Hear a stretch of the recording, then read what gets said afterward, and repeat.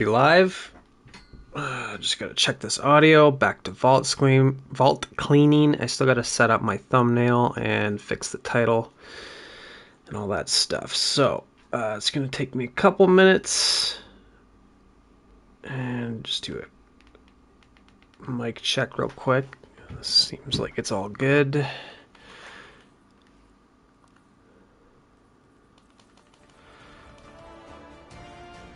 Throw some music on. Okay.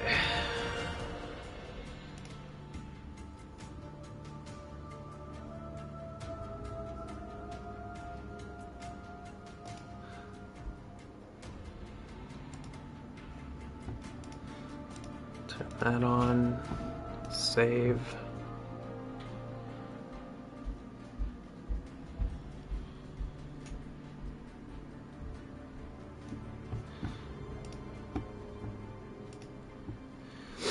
Edit that, upload thumbnail if I can find it.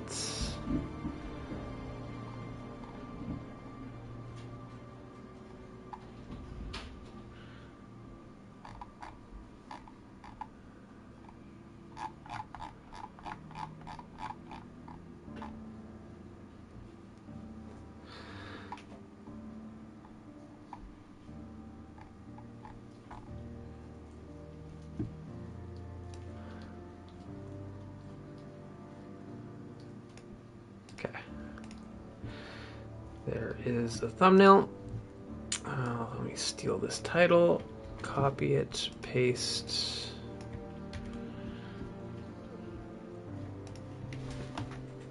What are we on? So I'll put it in the description. Swords.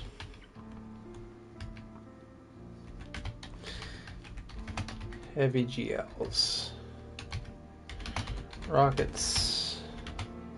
Linears.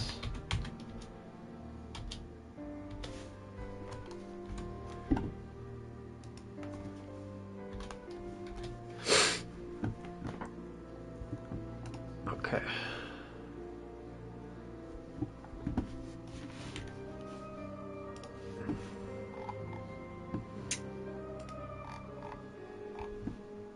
Copy that, bring that over, show more.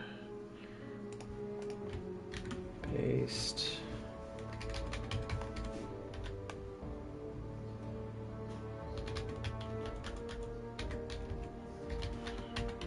Rockets, grenade, launchers.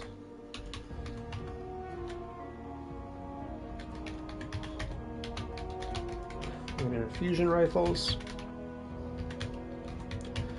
Swords. Okay.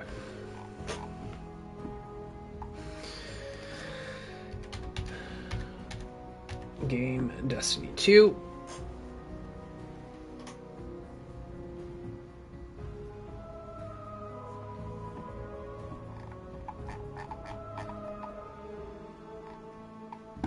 Nope, not altered content. No paid promotion. Save.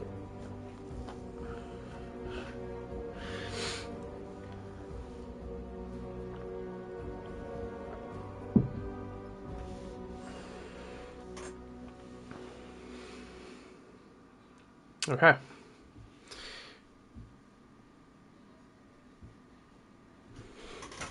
Okay, let me just check to make sure that uploaded properly.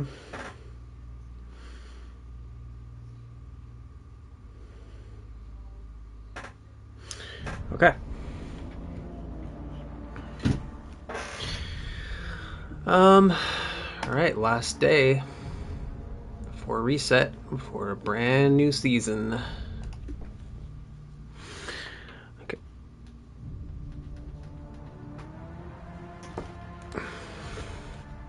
Okay.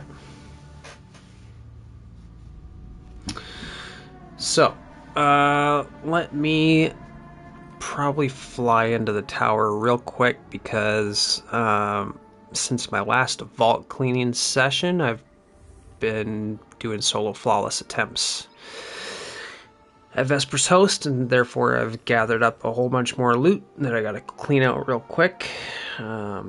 Nothing to really talk about there, but obviously, because I will be getting into heavy grenade launchers, I'll talk about, you know, chill inhibitors and that kind of stuff as I get there.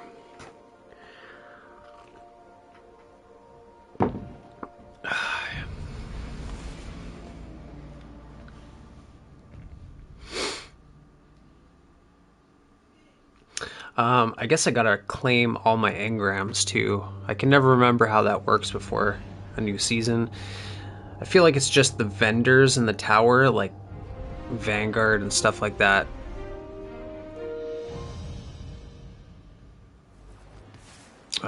Like as far as destination vendors, I think those carry through into the next season, so it doesn't necessarily mean I have to go to like the Pale Heart and Neomuna and check all that. I don't think, but I probably will anyways, just to be safe. And apparently I'm maxed out on vault space again. So even though I had cleared up like 50 spots, let's see what we've got. It's all piled back up again. Okay, I'll save the engrams. Pretty sure those carry through. And if that's the case, I definitely want to keep those so that when we get new exotics next season, tomorrow, then I can potentially use some of my exotic engrams to claim the new exotics. I think I'm good on ciphers as well. Yeah, I got 4. So I wonder, are we going to be able to use the tonics going into, obviously not the tonics that are alter the artifact in any way, because we're getting a brand new artifact, but are we still going to be able to use these tonics? Because these are not build crafting tonics at all. It's just, you know, if I want to still farm Revenant loot, can I do that? And can I also still use like some of these exotic ones? I imagine you will be able to use these to some degree into the next season, because Eidos is still going to be an available NPC at the Lost City, just like they've kept the whole Encore, they kept everything from episode Echoes, so I imagine they're going to keep everything from Revenant, in which case some of the tonics should work. So why am I maxed out on vault space here? Just gonna skim through real quick to see if I accidentally stacked up any non-heavy loot. Demo Withering Gaze. Oh yeah, I got some more Withering Gazes on Sovereignty while I was doing Vespers attempts. Still no explosive payload Withering Gaze though, and that's what I'm after. Extended mag. Okay, handling, fluted. Actually, that all sounds kind of nice, to be honest. Not that I want demo on a sniper, because it's not like I'm going to be really doing sustained damage with this type of sniper. I don't need the free reload, and I also don't expect to build up any grenade energy, because I'm not going to be ad clearing with that. As opposed to this one with a reload masterwork, tactical, pended, no fluted. I'd rather take the max handling, so I'll just get rid of that real quick. I just got to clear up a couple spots so that when I start pulling weapons over from dim to look at, it's not going to be like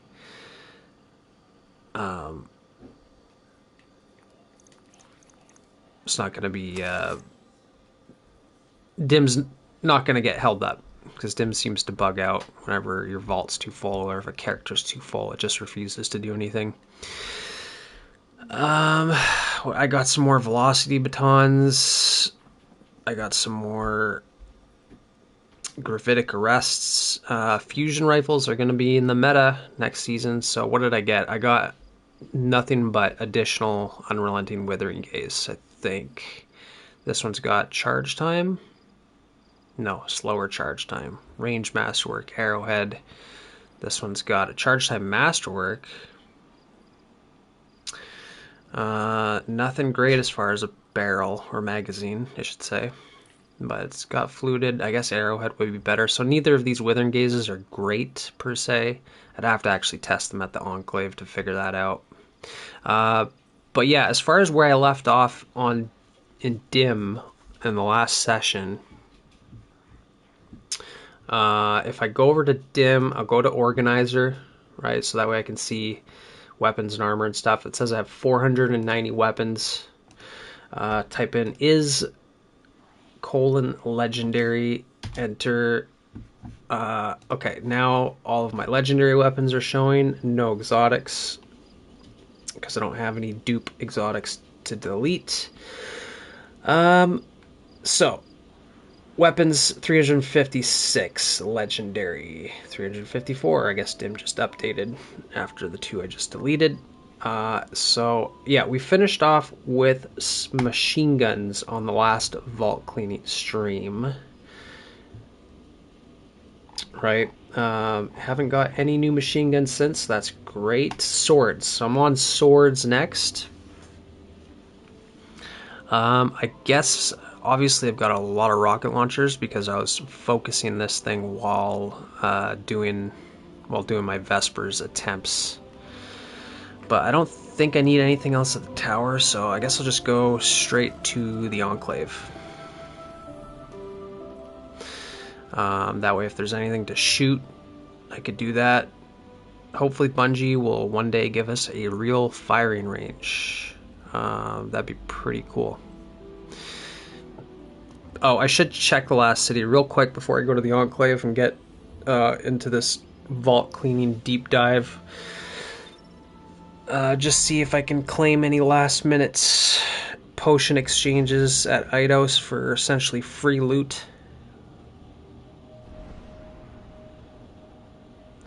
Yesterday she had a blue one that was super cheap to make. It was like I think it was the Glimmer. Yeah, it was one of the Glimmer tonics. She was taking that, and I was able to craft like 80 of them, and that gave me like, I don't know, 7-8 rank ups at Eidos. So I got Revenant engrams and the other 80 items that I got for claiming. And essentially everything that you get from her is like basically an enhancement core once you delete it. So it's definitely worth. I don't know if she's still gonna have this exchange thing available in Heresy. But look, diluted tonic of protecting frost. If it's a green potion, then you could just go and craft that and start exchanging them, right? Because what else are you gonna do with all this crap anyways? So which one does she want? I can't remember. I don't have a ton of reagents because I've been actually doing this like when I log on regularly now. I'm trying to see if I can get rid of all this. Protecting frost. Okay, let me just check real quick. Protecting frost. This one right here.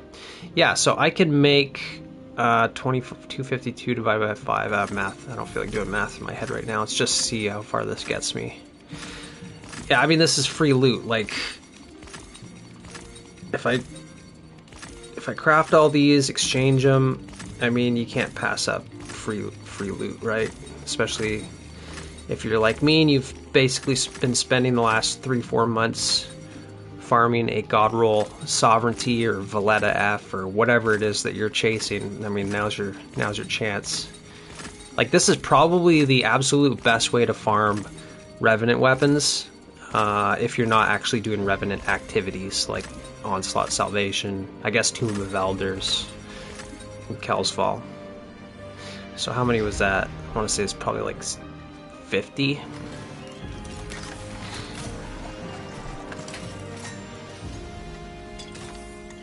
I guess I can do a little bit of math in my head.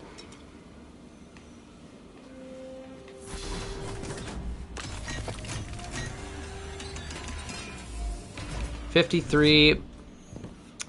Gave me some blue ones too that I don't need.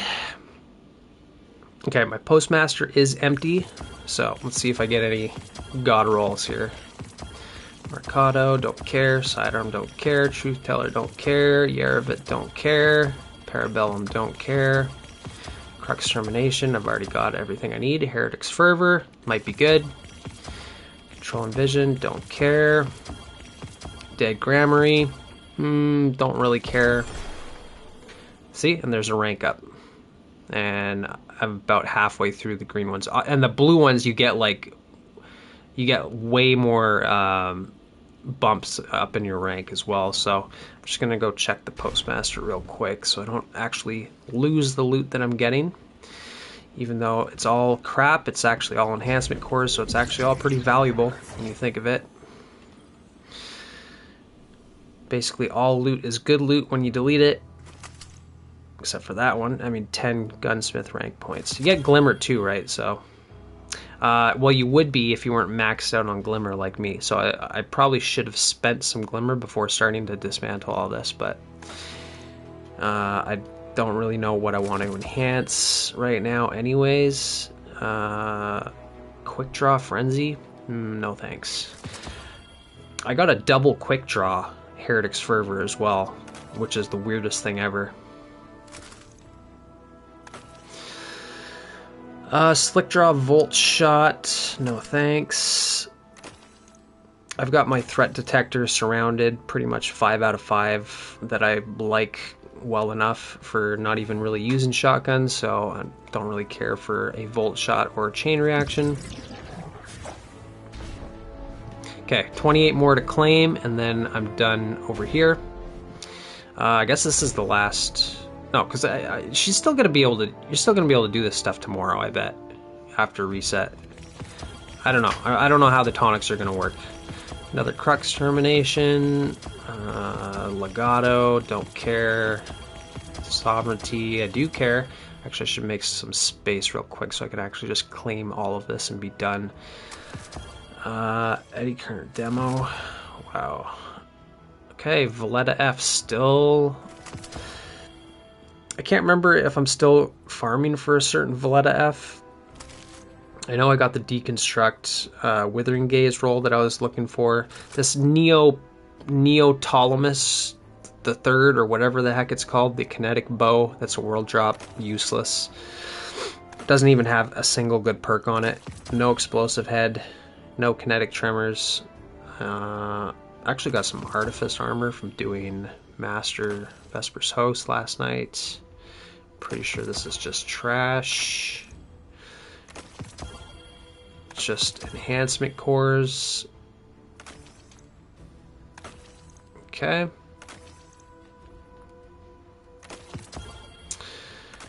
Okay, this should make me enough space to actually finish collecting all this.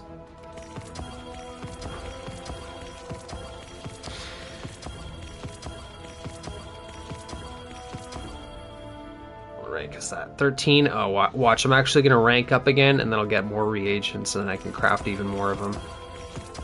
Kind of, nope, not quite enough. That's good because I don't really feel like it. Okay.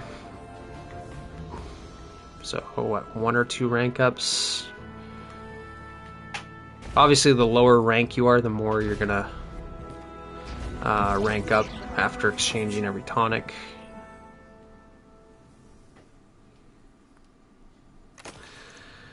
Slide shot surrounded. Well, there's the goated. Oh my gosh. Okay, that's the 5 out of 5 right there with handling.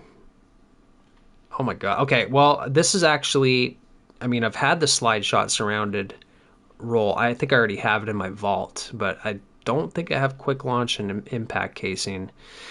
With the handling masterwork, I mean, the only thing that could potentially be better than that is a velocity masterwork, but I mean, I'm already at 80 velocity. If you're doing this slide shot thing, it's such a copium roll, I guess you'd say, right? I've never found a time or a place to actually use this, but I'm pretty sure that beats the one that I've been hanging on to in my vault since, what, Last Wish, or Season of the Wish. So, yeah. Oh, what else did I get? Clown Bipod. Impact and quick launch again. Reload masterwork would have been better potentially, but generally that is the barrel and the mag that I go for on rocket launchers. It's just I don't think bipod is really going to have any place. I normally just automatically delete all these, but I don't know how rocket launchers are going to fare next season, so I'm maybe going to hold on to some potential rolls until getting a feel for heresy.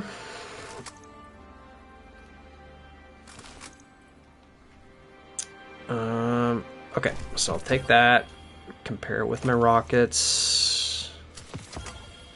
Just about done here, and then I'll start talking about swords that are in my vault, see what I can get rid of.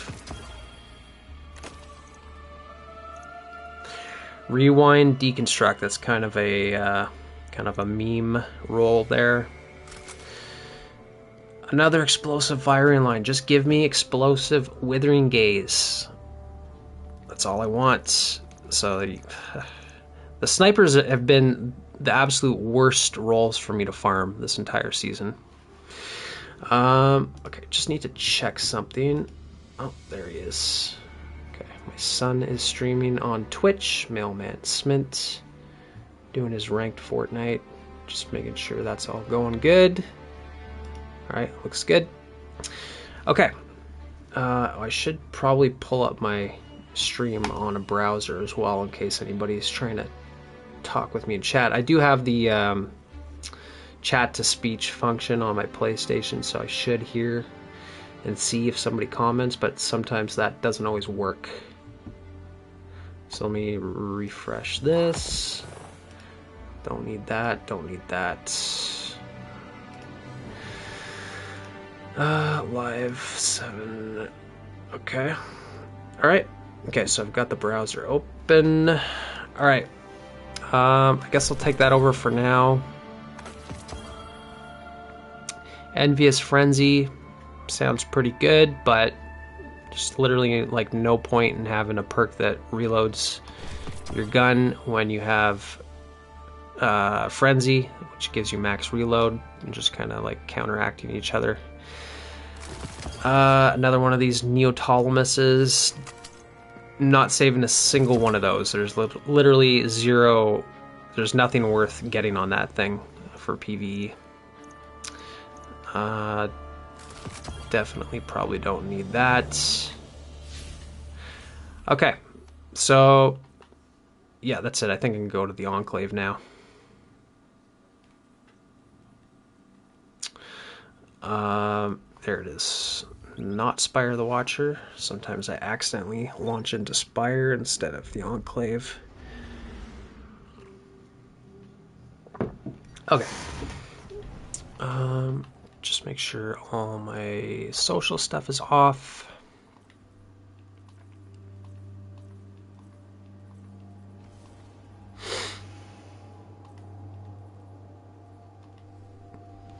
Okay. Swords. Alright, so if I go to Dim, check my swords, I've got 22 swords. Legendary, that is. What can I bring over? What do I have that's a duplicate? Is there anything that I can just get rid of right away? I mean, 22 swords is a lot. And basically, as I look at all this stuff on Dim, everything is masterworked. Okay, first thing I see, Geodetic HSM. I got 2 of these. Looks like I just got one, I think. Yeah. And I'm just gonna get rid of some stuff here real quick. How? Okay, I think I need to just transfer some stuff over to my Hunter and Warlock, because if my vault's just gonna sit at 700 out of 700, it's gonna make Dim super slow at transferring stuff. It's just not gonna work. So I'm gonna open up a second Dim. What can I bring over to my Hunter? Lots of stuff. There's lots of room here.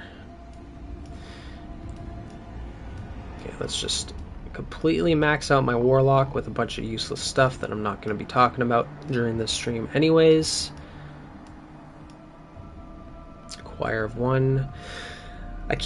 Speaking of not having duplicate exotics, there is an exception. I do have 2 Choir of 1s, and I do have 2 Outbreaks, or I can't remember. There's one of the other craftable exotics that I have 2 of. Maybe it's the bow, maybe it's the strand bow. I can't remember.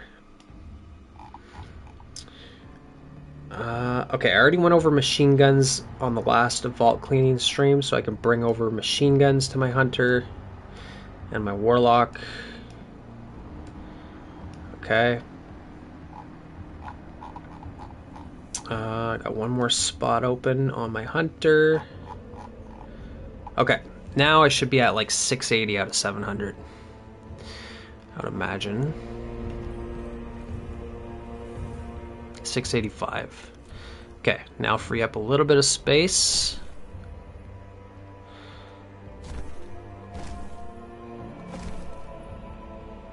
Probably just gonna delete that. Yeah, that should be alright. Okay, so got two of those geodetic HSMs. Let me get down into the enclave here.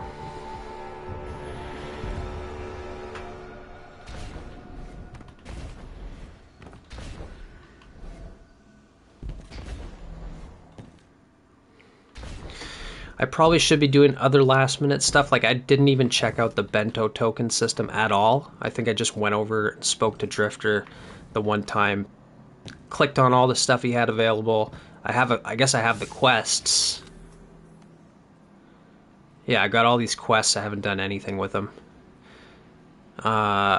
Which is a bit unfortunate, even though I heard Chatterwhite got a lot of hate, or there was some kind of drama involving Chatterwhite not being a true white shader. But what really is a true anything for these shaders? I mean, even super black. Well, I guess super black is pretty black, but yeah, I mean the shader system in general is kind of inconsistent, unpredictable. Yeah, I don't think I'm going to be doing anything with these. That's a bit unfortunate because, like I was saying, I could have got Cloud Strike, as far as I know, and Cloud Strike and Vex Mythic Class are the only two exotics in the game that I don't have.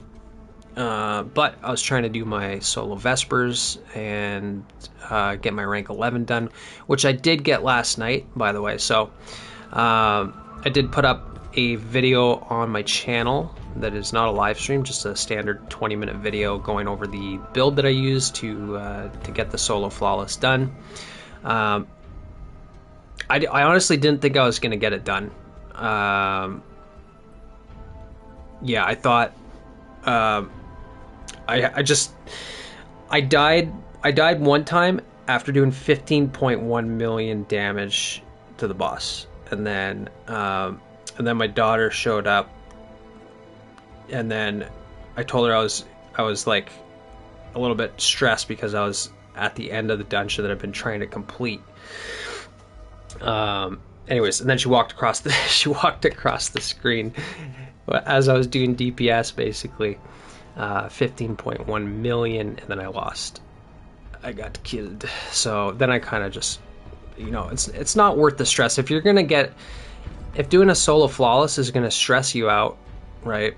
As soon as you get your ego involved, and you start getting stressed, you start getting anxious, that's a problem, right? So I basically just had to put the game down at that point and rethink about how I was gonna approach the dungeon, if at all, right? So I just changed my mentality about it completely. I said, it doesn't matter. My ego doesn't matter. I don't need to be rank 11 going into heresy. I can get bumped down to 10. It really doesn't matter at all. The emblem is just for vanity. Who cares? Instead, I'm just going to look at Vesper's Host as a material farm, right? I'll just solo farm it, right? And it actually is a pretty good solo farm, because when you're doing solo flawless attempts, you're picking up loot just from killing enemies all the time. You're maxing out your Glimmer, you're getting tons of engrams, you delete all that stuff, and you're rich in enhancement cores just from doing solo flawless attempts, right? So like I was sitting at around 250 or something when I started doing my solo flawless attempts. Now I'm at nearly 600. So I just changed the way that I looked at the solo flawless attempts. Instead, I'm just there solo farming the dungeon. If I end up doing it flawless, cool. If I don't, that's fine, right? And I was also just kind of like pulling some reverse psychology stuff on myself. So whenever I got to Puppeteer and I start getting like 2-3 damage phases in, you're so close at that point, and rather than rather than start sweating and getting anxious, I just kind of started telling myself, okay, well, how am I going to die this time, right? How am I going to amuse myself by dying this time and not getting it, right? So I just changed my mentality completely, and then what do you know, I got it done, right? I got it done because I wasn't expecting it. I didn't want it as much, so that's when things tend to happen. Anyways, so I got that out of the way, and now I get to finish cleaning my vault right before heresy, so that worked out pretty good. So back to swords. Okay, Geodetic HSM. I got 2 of these. There's no reason why I should have Relentless Strikes one for all. I guess that was just accidentally put in my vault. This one here is pretty good. Actually, this Geodetic HSM is like one of the best swords in the game because it has a slightly higher impact than other adaptives, kind of like Bequest. Not quite as high as Bequest, but yeah, does it have something to do with the nadir? The nadir focus, sustained fire, increases your accuracy and range, increased lunge distance.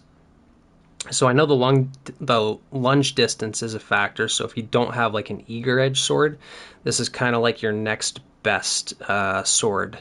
Just because it's a nadir, you actually can kind of sword skate a little bit more efficiently with this thing as opposed to other swords, right?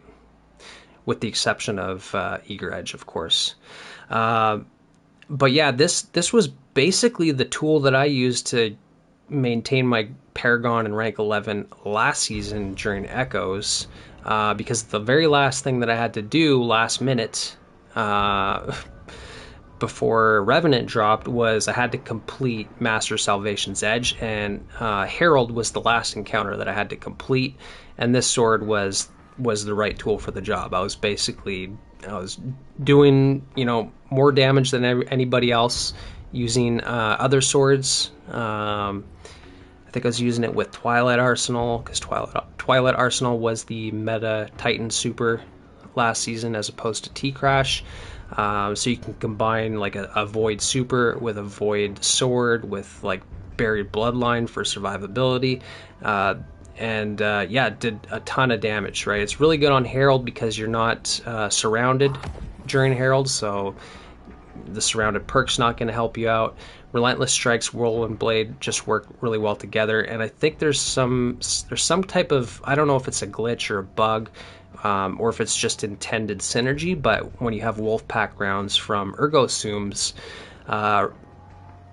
Relentless Strike seems to give you more ammo or something like that, and same thing goes for Whirlwind Blades. Like, I think you build up your stacks faster with Wolfpack rounds because it's basically increasing all of the it's adding like instances of damage basically to every swing, so it's kind of like it's building up those perks faster. So that's kind of the idea there. So what other swords do I have? Let's see. Well, I guess I can just go by Void swords first. I've got, I guess I'll just bring them all over.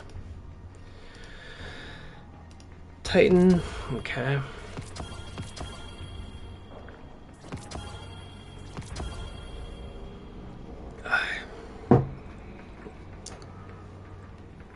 Okay. Other half, not going anywhere. Even though I've got Eager Edge on like Slammer and the Arc version of this, I still just like having the Void one. Like if I'm on a build where I'm using other Void weapons, I can kind of stack Scavenger mods and Siphon mods and Surges and stuff like that. And it is a cool sword. Like I like the way it sounds. Compared to Slammer, for example. But yeah, utility sword there, damage sword there. Then Falling Guillotine, I've got 3 of them. I mean, let's see, Eager Edge, Whirlwind Blade. So like I use this a lot like on Strand Titan, because I'm typically using Void weapons on Strand Titan for whatever reason. Like I'll be using like Buried Bloodline or something like that. Or Wilder Flight, and so just stacking 2 Void weapons makes sense there. This one, on the other hand, this Falling Guillotine, I think I kept it with the intention of, you know, Gerfalcons, of course, Repulsor Brace, Eager Edge. Not that it really matters. Like, you're using these things mostly for traversal anyways, although with Whirlwind you can do a fair amount of damage. But yeah, that's probably why I've never even used it, but that's why I kept it. It was mainly just for Gerfalcons. Then this enhanced one here, this is the max damage roll that you can get on Falling Guillotine if you're actually looking to do the most amount of damage possible.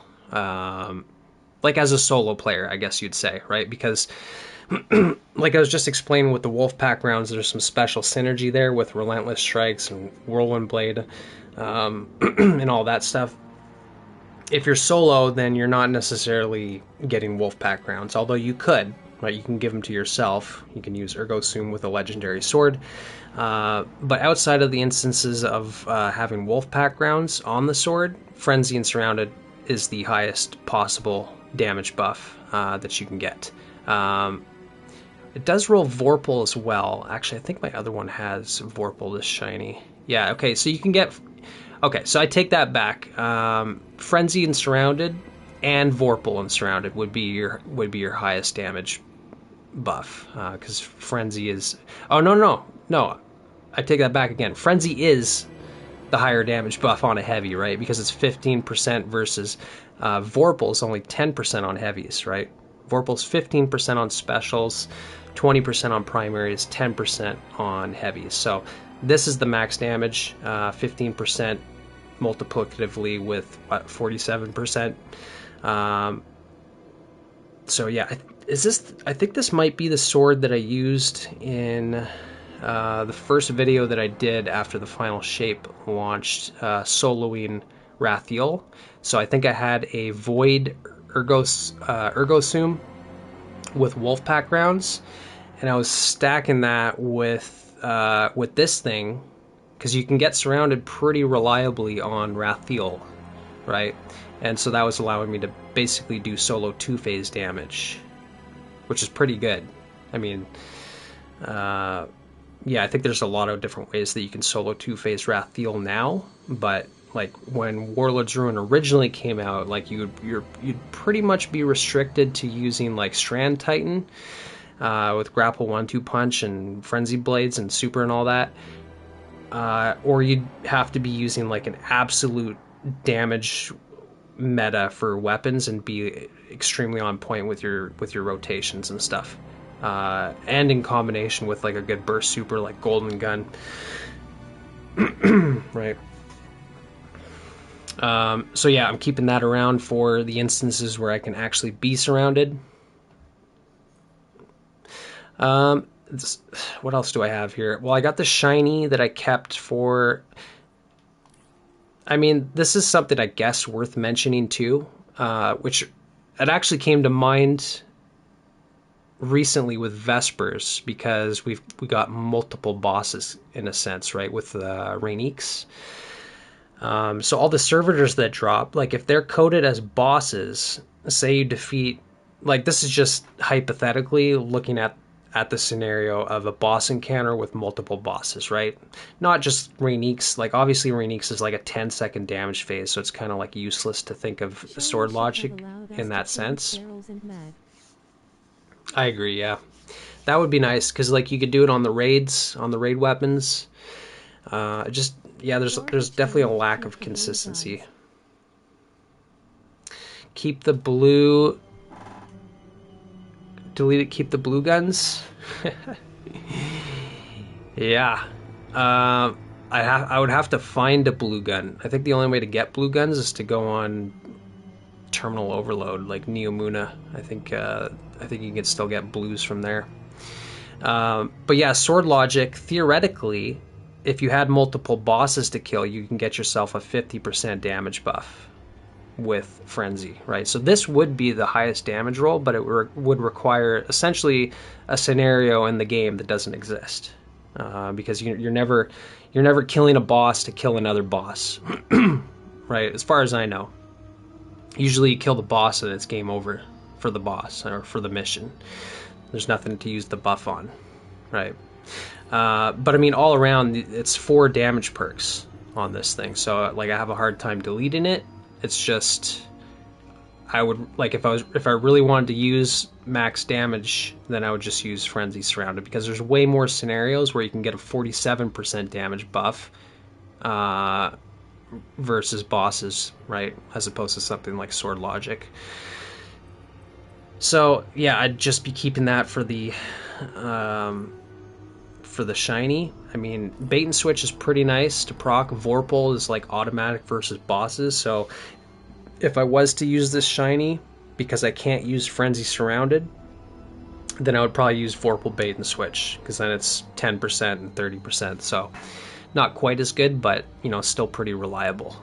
But otherwise, like, that's the other thing too, is like I'm probably just going to use Geodetic, right? If I feel like I'm going to use Vorpal and Bait and Switch on Falling Guillotine, I'd rather just use a better frame sword with more impact damage, with Relentless Strikes and Whirlwind Blade for, you know, more total ammo, the Ergo Sum, Wolfpack synergy, all that. I'm spending my night trying to get a Grid Skipper. Grid Skipper. Oh, is that because you're focusing the tonics? Like you're just trying to use up the tonics before going into Heresy? Because I was wondering how that tonic system is going to work. Like, obviously we can't use the tonics that enhance the artifact, but are we going to be able to use the tonics that you know, give us loot? Because like they're just sitting there doing nothing. I mean, like just wasting space. Like it'd be nice if we can keep using them, especially like these legendary ones. Like I used all of the alloy ones and the cipher ones, and I got like consistently got free alloys. I want to say I got like at least 2-3 alloys when I had the tonic popped. So it'd be a shame if we can't use these. I can't even craft the tonic for it. Oh, really? Yeah. Yeah, I can't craft half of the tonics either. I'm not even sure how I got access to most of the tonics that I do have. But what other void swords do I have? Chivalric Fire with repulsor brace, destabilizing rounds. I mean, this is a caster frame. Crafting system weird as hell. Yeah, well, the tonics, yeah, if you mean the tonic system, I agree. The crafting system is inconsistent, but generally, like, I like crafting. It's just, it could use some, can use some tuning, in light of, like, being able to enhance other weapons, like adept weapons, world drop weapons, right? You could do tier 3 enhancements on some weapons, and other weapons you can craft, and one you have to do at the Enclave, and the other ones you could just do from orbit if you're in the middle of an activity. It doesn't matter. Like, I don't know, it's just a little inconsistent as far as usability goes. But yeah, the Chivalric Fire, I think in theory is a pretty good weapon. Like, this would be great on a Sentinel build with controlled demolition, with repulsor destabilizing. Caster frames did get a buff since they dropped this sword. Myself, if they make dungeon webs craft, I'm leaving.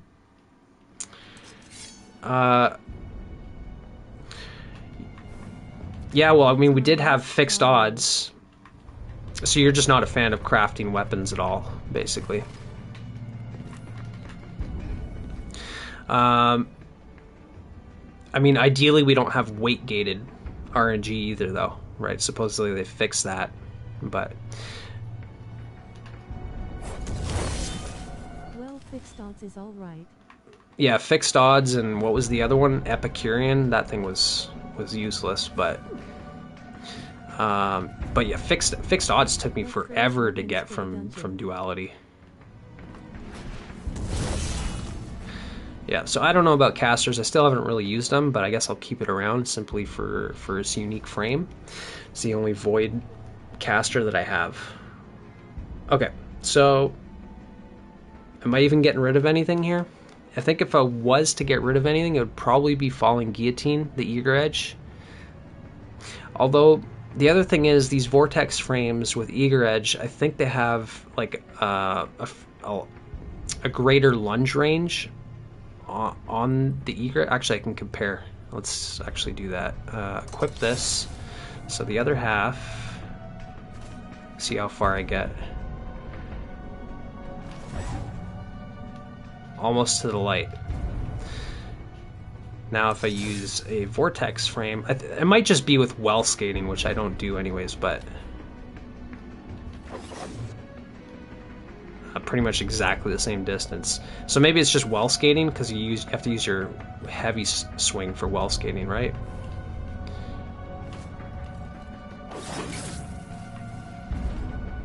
Yeah, I don't know. Like, I like the sound. Like, it's a sound and a feel thing with these eager edge swords. Like, sometimes I'm just in the mood for that swing on the other half, and sometimes I just kind of like the cutting sound of the vortex, like on Slammer and Falling Guillotine. So I guess I'll just keep all these void swords for now. Probably going to regret that decision because it doesn't look like we're having anything to do with swords in the next artifact. I mean, there's still probably going to be boss scenarios where we want to use swords anyways, but yeah, I don't know. So what else do I have? Arc swords. I have a lot of arc swords. Summon Bonums, Gold Tusk. Let's see. Move to Titan.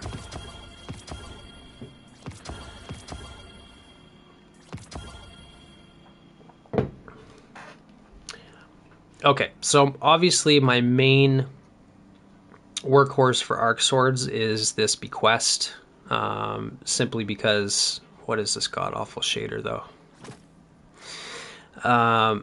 This thing looks good in Super Black too, doesn't it? Yeah, it does. But I kind of just like it with no shader as well. Actually, all of the Deepstone weapons look super good with no shader at all. Like, just their original skins. Sick looking weapons. But yeah, this thing melts Crota because you can be surrounded basically the entire damage phase, and for whatever reason, like if you look at the impact, this has 76 impact as an adaptive frame sword versus something like this adaptive frame half-truths with a 64 impact, right? So Bequest just naturally has more impact damage. That's why it's the best sword in the game, basically. And that was, the point I was trying to make about Geodetic HSM too. I think it was somewhere in the middle. As an adaptive, it was like, what, 69 or 70 impact damage? But yeah, anytime you could be surrounded, this sword is going to melt. So definitely not getting rid of that. Half-truths I'm keeping around for the same purpose as, the Void one, just the Arc version. And then Summon Bonums, I have so many here, and I don't know why. Gold Tusk, well, I do have defeats, but I feel like I've never actually used Gold Tusk. Like, despite doing Crota for basically that entire season or 2 seasons, where it was the weekly featured raid, even on my Hunter with, like, Gathering Storm and Star Eaters and all that, I was still mostly just using Bequest. And, I did over 10 million damage one time to Crota. And I know some people swear by Gold Tusk, but I just never found myself using it over Bequest. I guess I would find myself using it over Bequest in situations like Herald, right, as opposed to Crota, because with Herald you can't be surrounded. So again, with Relentless Strikes and Whirlwind, it'd probably be optimal on a boss like Herald, right? But then again, that's Hunter specific, of course. But I mean, it's kind of a vanity sword. It's special. It's unique, class specific. So I'm not going to get rid of that. So the story here with the Summon Bonums, this was the first one that I crafted, which, the same combo, same concept there. Benefit from Wolfpack rounds, good for Herald damage. The thing with wave swords, though, is that supposedly you can't stack the wave damage in a fire team. I don't know how true that is, because I mostly play solo anyways, and in a fire team, like especially on LFG, I barely ever see anybody using this sword. I don't think I've ever seen anybody using this sword, even in Salvation's Edge, where this comes from. Like, people are just using, like, Geodetic, Falling Guillotine, Lament, and that's pretty much it. Maybe Slammer, right? Nobody's using this. Probably because a lot of people just don't have it crafted. But so, I mean, yeah, theoretically there it's just for doing the most amount of damage to Herald, right? But like I said, I guess that's more in a scenario where nobody else is using a wave frame. So then I crafted this attrition orb surrounded, which was honestly a waste because I did it for a video, which I guess it wasn't a waste because it was, you know, testing and that kind of stuff. But I went ahead and enhanced the perks without really thinking of it. I'm sure that I can use this somewhere eventually. It's just I crafted it for the top 3 Titans build video where I was trying to solo Galron, right? Thinking that obviously attrition orbs would, you know, it can keep your uptime on surges, no problem. But it can also give you recuperation, so it can allow you to heal during damage, which is sometimes critical, right? That's why Lament is so good, because Lament heals you as you do damage. That's why it's like a favorite sword for like solo flawless and solo players in general. So attrition orbs kind of bring some of that Lament flavor over. However, with Galron, you're not really going to be surrounded, right? I mean, you can potentially be surrounded for a little bit, but it's extremely easy just to kill all the ads around you, and then you're no longer surrounded, right? Or they're just too far away. So it didn't end up working out there, so now it's just been taking up space in my vault, has yet to have a purpose. So what I did do for Galron instead, though, because, like I was saying, I wasn't able to be surrounded, I ended up using this Adept variant that I already had in my vault. And it has attrition orbs, which is exactly what I wanted because that was, you know, extremely effective. But Chaos Reshaped is a 35% damage buff. I mean, that's big. That's just as big as One for All. It lasts longer. It has more, like, it has easier uptime for bosses because there's no requirement for you to go out and kill ads or damage ads. Like, you just have to be in combat, like Frenzy, for I think 12 seconds, and you've got Chaos Reshaped. So during damage versus Galron, which is like a 1 minute damage phase, I was able to have Chaos Reshaped times 2 for the entire time. So 35% damage, that's pretty good. Really the only better perk is Surrounded, but again, that's situational. So yeah, that ended up being a top tier sword for solo 2-phasing Galron. I imagine other bosses as well. So that's not going anywhere. And then what else? Is that all the arc swords that I have? Yeah, pretty much. Okay, and then I've got 3 solar swords, none of which I really ever use.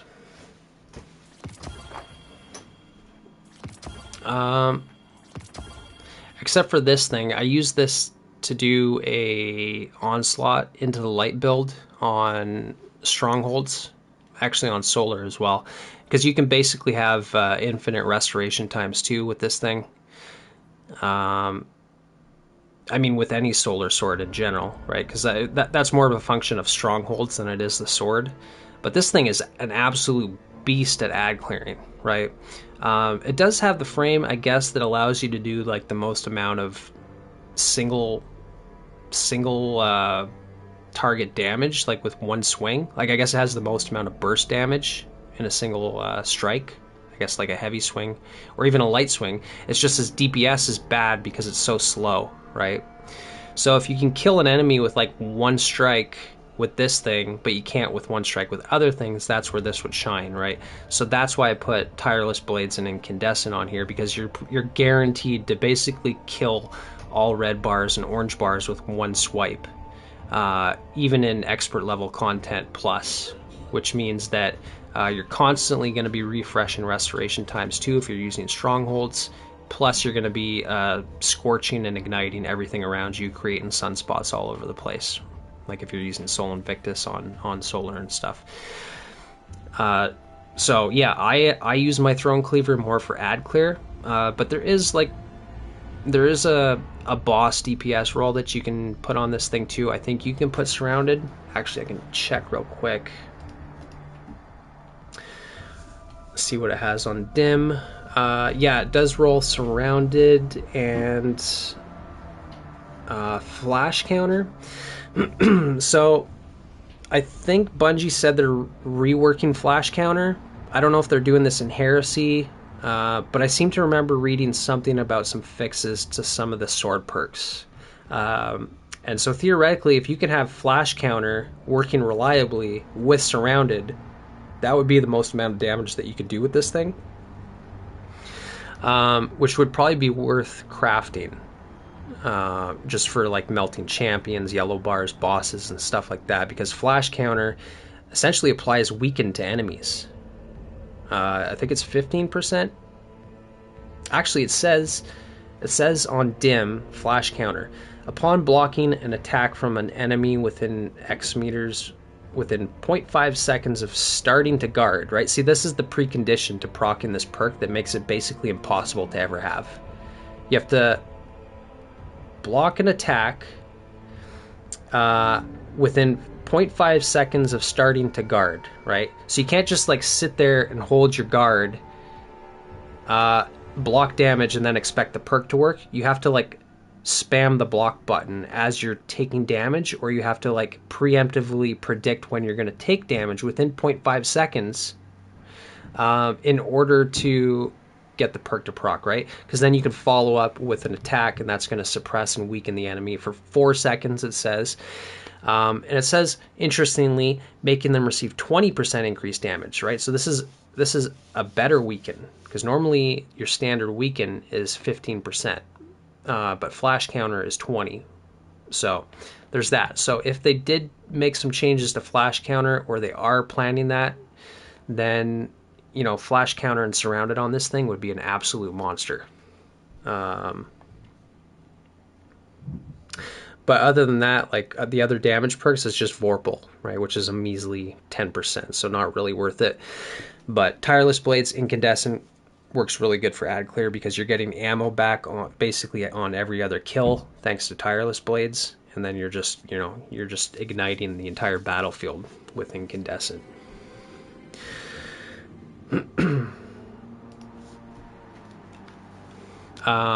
So Caretaker is obviously the same story here. They released during the same season. I think the deal with Throne Cleaver is, since Throne Cleaver is a Titan specific sword, just like Gold Tusk is specific to Hunter, these swords actually, like the craftable variants, they dropped during Season of Defiant, but it was like you had to get them in a roundabout way. It was like through these other engrams that you had to focus, and then you had a chance at getting these swords, right? It was either that or the Imperial Decree shotgun, I want to say.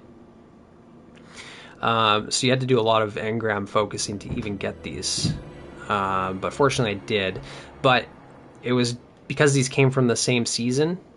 I mean, this was the sword that you would most likely get before ever getting any of the class specific swords, because it was just kind of a free sword that you can focus red borders for every single week, and they would just drop like candy out of Defiant activities. And so I got this one first, I think, and put Tireless Blades and Incandescent on there with the same idea in mind as Throne Cleaver, but Throne Cleaver is just way better at it than Caretaker. IMO. I think Caretaker also, I seem to remember some people during Crota were using Caretaker, because I think it rolls surrounded as well with Relentless Strikes, right? So again, though, it's an adaptive. It doesn't have the impact damage of an adept weapon or of Bequest, right? Because that's another point, right? Which I should have brought up when I was discussing Summum Bonum here. The adept variant is actually almost critical that if you're trying to min-max your damage on swords, if there is an adept version available, you should always go for that, right? Because you can put adept impact on there. Plus 10 impact, I mean, that's massive. 68, and then it goes, why is it plus 10 my ass? That's 4. What's up with that? Is it because I have Jagged? So if I was on Enduring Blade, 62, let me add plus 10. What's up with that? It says plus 10 impact, and it's only giving you 4. That makes zero sense to me. Anyways, either way though, you're getting extra impact damage that you can't get otherwise, unless you're using adept weapons, right? You can't just. I mean, that's the only way. So, but yeah, what I was going to say about Caretaker is it's an adaptive. It doesn't have the impact of Bequest. Like this has 76 impact. Geodetic HSM has what? Geodetic. Geodetic HSM has 70 impact damage, right? All other adaptives have 62 here, 64 here, right? So they're all in the like low 60s. So if you're not using Geodetic or Bequest, then, you know, you're using a much worse adaptive, basically. The trade-off is that you could craft this with Relentless and Surrounded, just like Bequest. If you don't have Bequest, you can use this, not do quite as much damage, but I guess it'd be, you know, second best. I mean, of course, there's the consideration that you're using Solar instead of Arc, so it could depend on if there's Surges active and what you're combining it with. But I mean, honestly, I don't need this. Like, I should just get rid of it because I'm never going to use it. I know it's craftable, and I know I just deleted like 70 enhancement cores or whatever, and I'd have to spend 35 cores just to craft another one, and all kinds of resources to upgrade. I guess I could have kept it around and put some other perks on it, but like I said, like I pretty much just made the point that there's no purpose of having it when I've got other adept and just better impact damage swords, and then a much better ad clear solar sword. At least on my Titan. Can't use it on my Warlock or my Hunter, but I guess I can use this this False Idols Vortex frame. I do like Vortex frames, even though I think they technically do less total damage than adaptives. I do like the heavy swing. I think the heavy swing on Vortexes, not only does it look cool, kind of that spin to win animation, but I think that heavy swing, which does consume, I think, like the most amount of ammo that any heavy swing does for swords. It actually does, I want to say, the most amount of burst damage for a heavy sword out of most of the sword frames. So I do like that about Vortex frames. Like, same thing with Slammer. Like, I mean, using the heavy swing on Slammer or Falling Guillotine, you can definitely chunk enemies down, right? So I think if I was going to play with a Solar Sword for ad clear on Hunter or Warlock, then I would probably just go with this False Idols. Obviously, I've crafted this out for boss DPS again with Relentless and Bait and Switch, which is pretty good, but I haven't even used it. Haven't had a need to, but I think you can get... what are the other perks on here?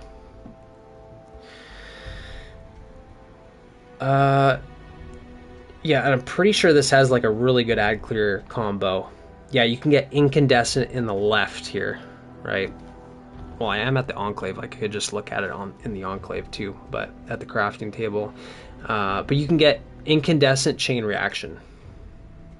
I think the only reason I went with the damage roll here for like bosses is because it's the only solar sword that I have that's not Lament, that's made for boss damage. But yeah, I think I would craft a second one with Incandescent and Chain Reaction and see how that compares to Throne Cleaver, right? Obviously more universally applicable on all classes. Oof, I'm kind of tempted to just do that right now, but I don't really want to spend alloys on swords because next season it's going to be all about fusion rifles, linears, you know, and I mean heavy grenade launchers and rockets are still pretty good.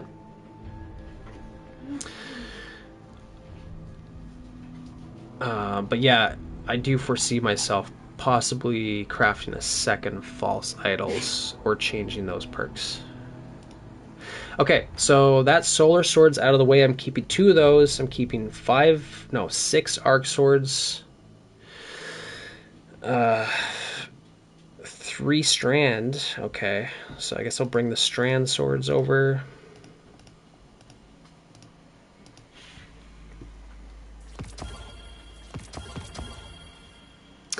Right. They all pretty much released one season after the next. So, Season of the Deep gave us Thin Precipice, and I basically just used this. I've only used my Strand Swords in Kuroda's End, in like the Abyss encounter, right? Because you can use any sword in the Abyss encounter, you definitely don't need Eager Edge. Sometimes Eager Edge will get you killed in the Abyss more than keeping you alive. I mean, you just need to jump. It's jump, swing, jump, swing, jump, swing. You don't need Eager Edge, right? You're just trying to bypass the weight of darkness, and so any sword can give you that ability. But Tireless Blade and Hatchling is kind of the same concept as Incandescent. Tireless Blade is an add clear perk. You get ammo on every other kill, basically. And during the Abyss, you can have your little threadlings running around killing enemies for you while you're concentrating on your stacks of darkness or your the lantern timers and stuff like that. So I do like Hatchling for the Abyss encounter, so that sword works pretty good there. And then I obviously kept this Dragon Cult Sickle for the exact same reason with the exact same perks. Unfortunately, you can't enhance it though.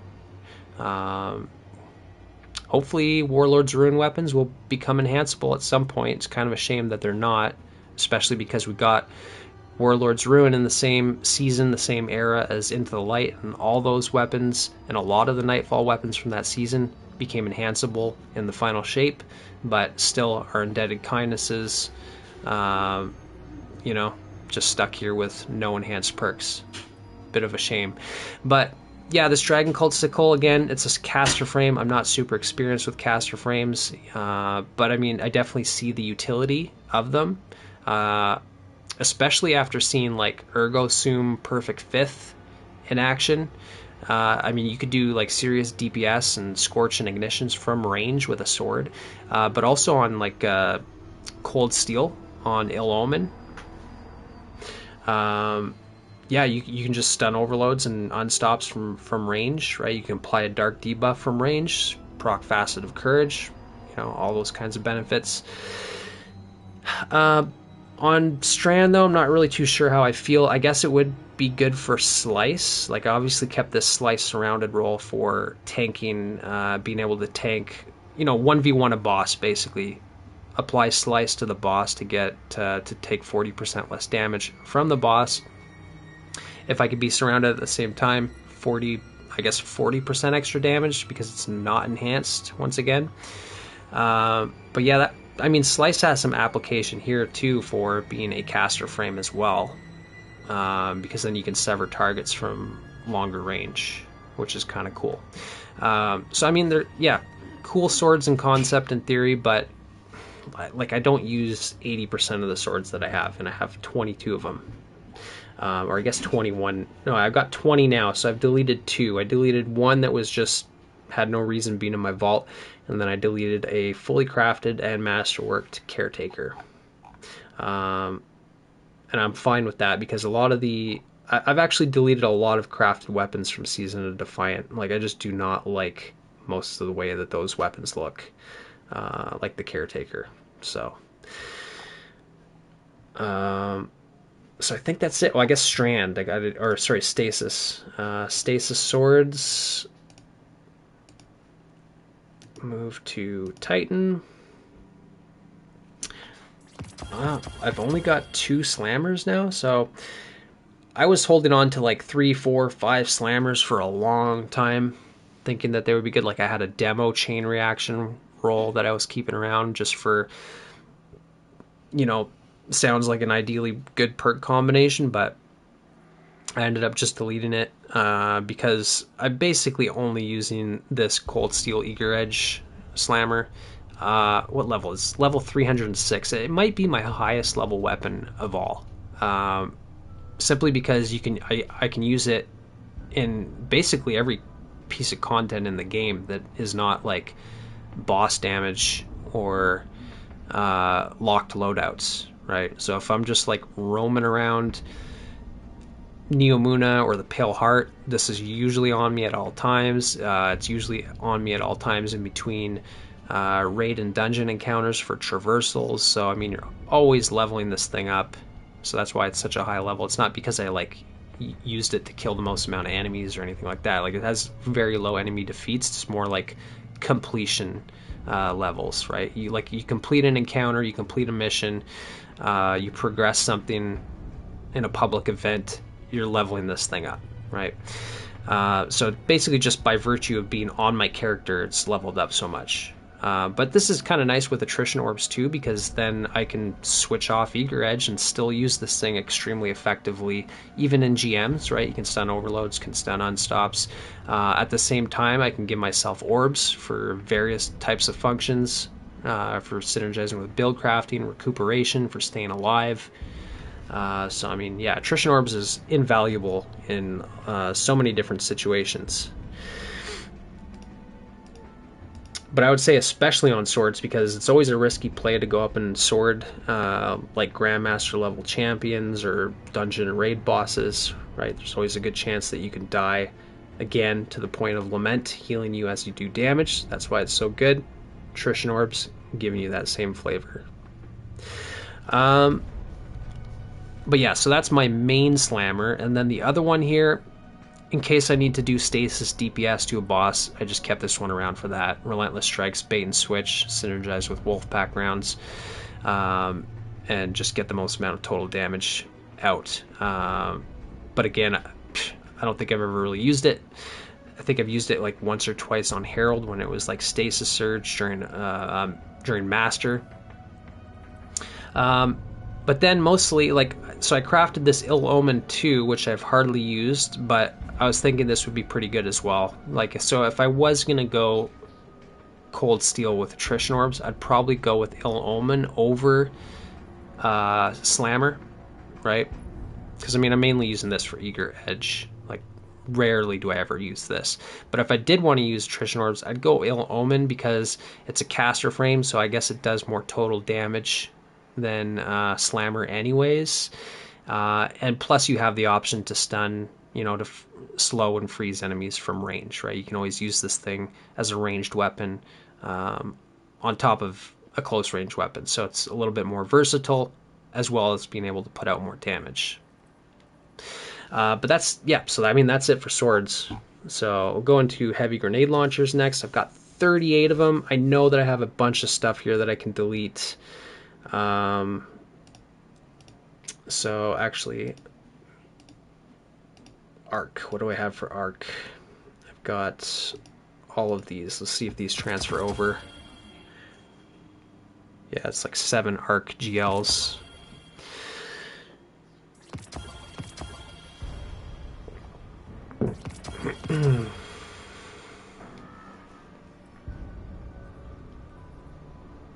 Okay, loose change, bittersweet, infusion fodder, I guess. It's 2010. At this point, like, I could care less about infusion fodder. I mean, it's the end of the season right now anyways, so I'm pretty sure, like, all of the base weapons that we're going to get next season are probably going to be 2010.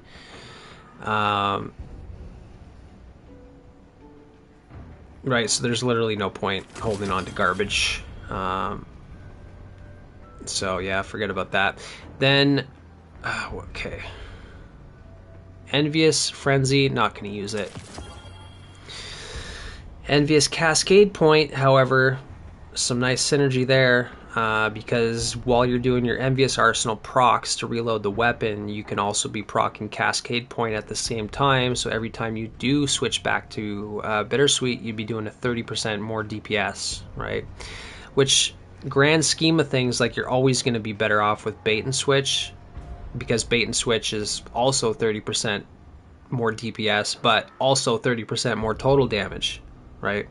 This is just dumping your ammo fast, right? This is giving all of your ammo extra damage. There's like a huge difference here. Plus, like, if I ever was to use Cascade Point on a GL, like, it's typically going to be where Cascade is in the left, right? Because you can get Cascade on the left, you know, for, I think, Edge Transit, for the new one, Chill Inhibitor, right? You can get Cascade and Bait and Switch on Chill Inhibitor. So I can't really think of a situation where, oh man, it's got spike, velocity, quick launch. I guess hard launch would technically be better, but still, I like quick launch. Like, I like the handling and the projectile speed. Well, I guess it's the handling, because hard launch gives you even greater velocity. But I mean, this is like essentially a 5 out of 5. If I was going for Envious Cascade Point, that'd be perfect. So it's kind of hard to delete just for that.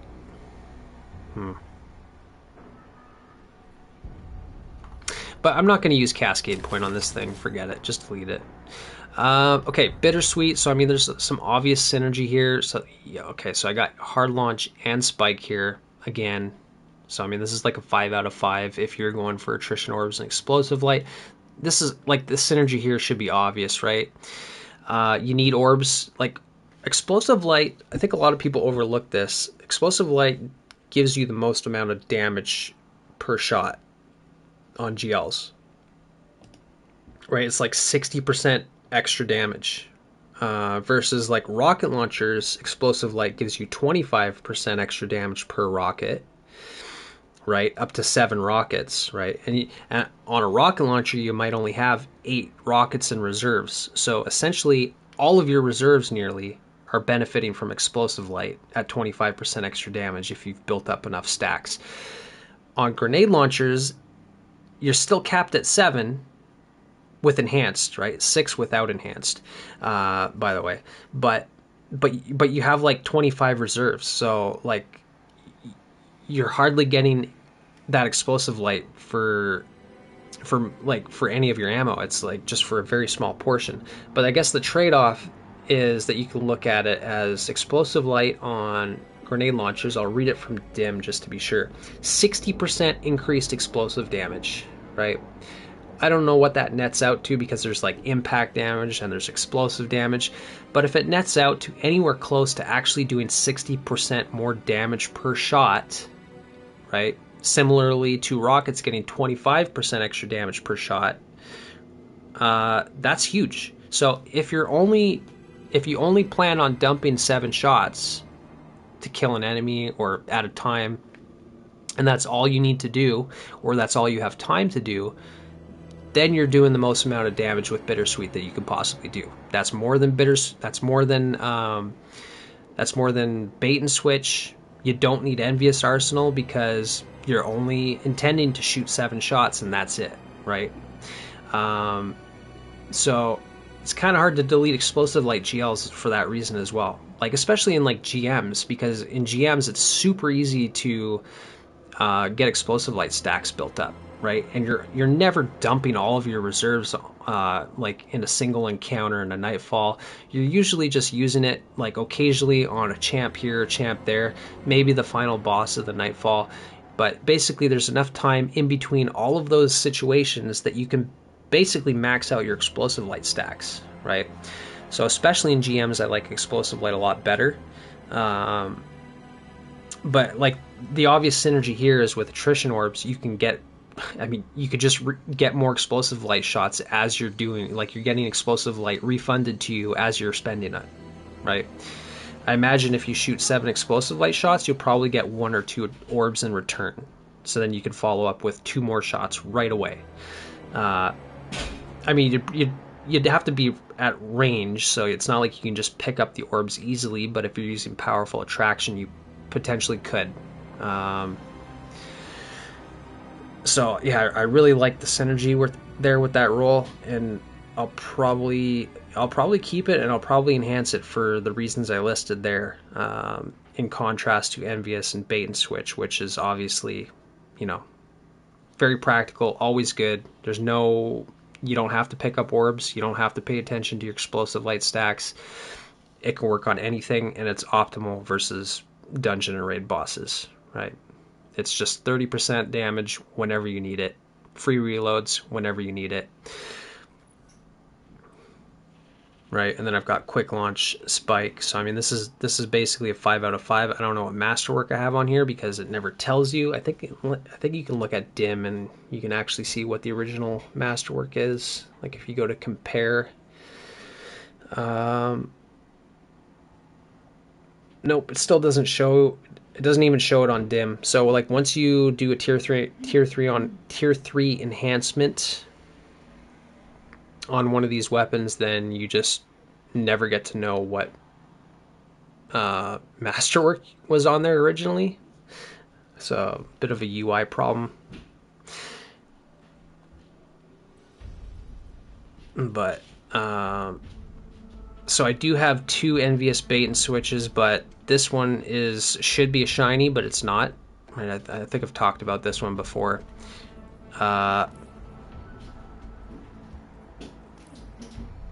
So it's just hard for me to delete this for the simple fact that it's a double perk roll. But I mean, it's like I said, it's not shiny, so what's the point? It's the only double perk roll that I got from the entire season of Revenant. I've not got a single other weapon with double perks, right? So they're even more rare than the Into the Light shinies, but it's not shiny. Such a shame, because especially just looking at this weapon from this perspective, how am I supposed to know this is like a unique weapon? There's nothing to indicate it there. It just looks the exact same as this. So I might be just inclined to delete it. So I don't know. Like I want to delete it. It's just I also kind of want to keep it because it's literally my only double perk roll. So I don't know. Maybe I'll just keep it around for now. And then there's this Tarnation, which is a rapid fire, which, you know, I mean, rapid fires technically have the most amount of total damage and DPS compared to adaptives like Bittersweet. But the thing is, Tarnation is just never rolled with anything good. I think you have to get it through Wellspring, release during Witch Queen. I'm just checking to see what else it rolls, but I'm pretty sure I put Field Prep and Chain Reaction on here because there really wasn't anything better. I mean, you could put One for All on there. I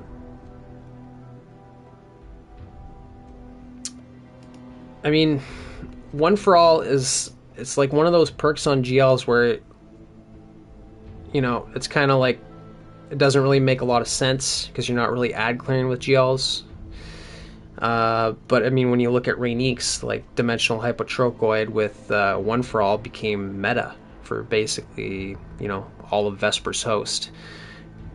So I mean, it is kind of interesting, but I think due to the fact that this is not a wave frame, it wouldn't perform nearly as well on Rainique's as Dimensional. Because other than One for All for damage perks, there's nothing. There's absolutely nothing. It's literally the only damage perk that you can get on Tarnation.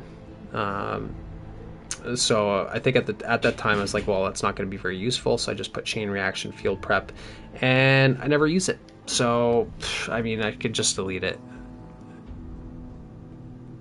I mean, I've used it a bit. I think I used it in a couple videos, but it does have Psycho Hack on it. Which is funny because I was talking about Psycho Hack on my last vault cleaning stream, how it's such a good origin perk, and Bungie actually made a mention of Psycho Hack in the upcoming seasonal, in the upcoming heresy artifact mods, right? Because there's some type of artifact mod where if you apply disruption to an enemy, and they gave it a specific word. They gave it a new word that I don't think I've ever heard them use before. But obviously, like, overload rounds disrupt enemies, right? They call that disruption. Psycho Hack does the same thing. It disrupts enemies. So does Sever. Sever reduces enemy damage output. Basically the same thing. But they're calling... I can't remember. But anyways, they listed Psycho Hack as one of the perks that would essentially benefit from that artifact mod coming in Heresy, right? So you might want to look at some of your Psycho Hack weapons from Wellspring and from the Throne World, from the Witch Queen. Yeah, potentially useful in Heresy. But I think I'm good with that. I deleted my... What was the other Arc GL that we had? Wendigo. I had an auto-loading Cascade point that I deleted because I just never used that either. So Bittersweet is my only Arc GLs left standing. Okay, so other than that, what can I go on to next? Void, I guess. Okay, so I've got... Okay, I'm pretty sure I'm going to be able to delete some stuff here because we got Regnant from Season of Defiance, which again, goofy looking GLs.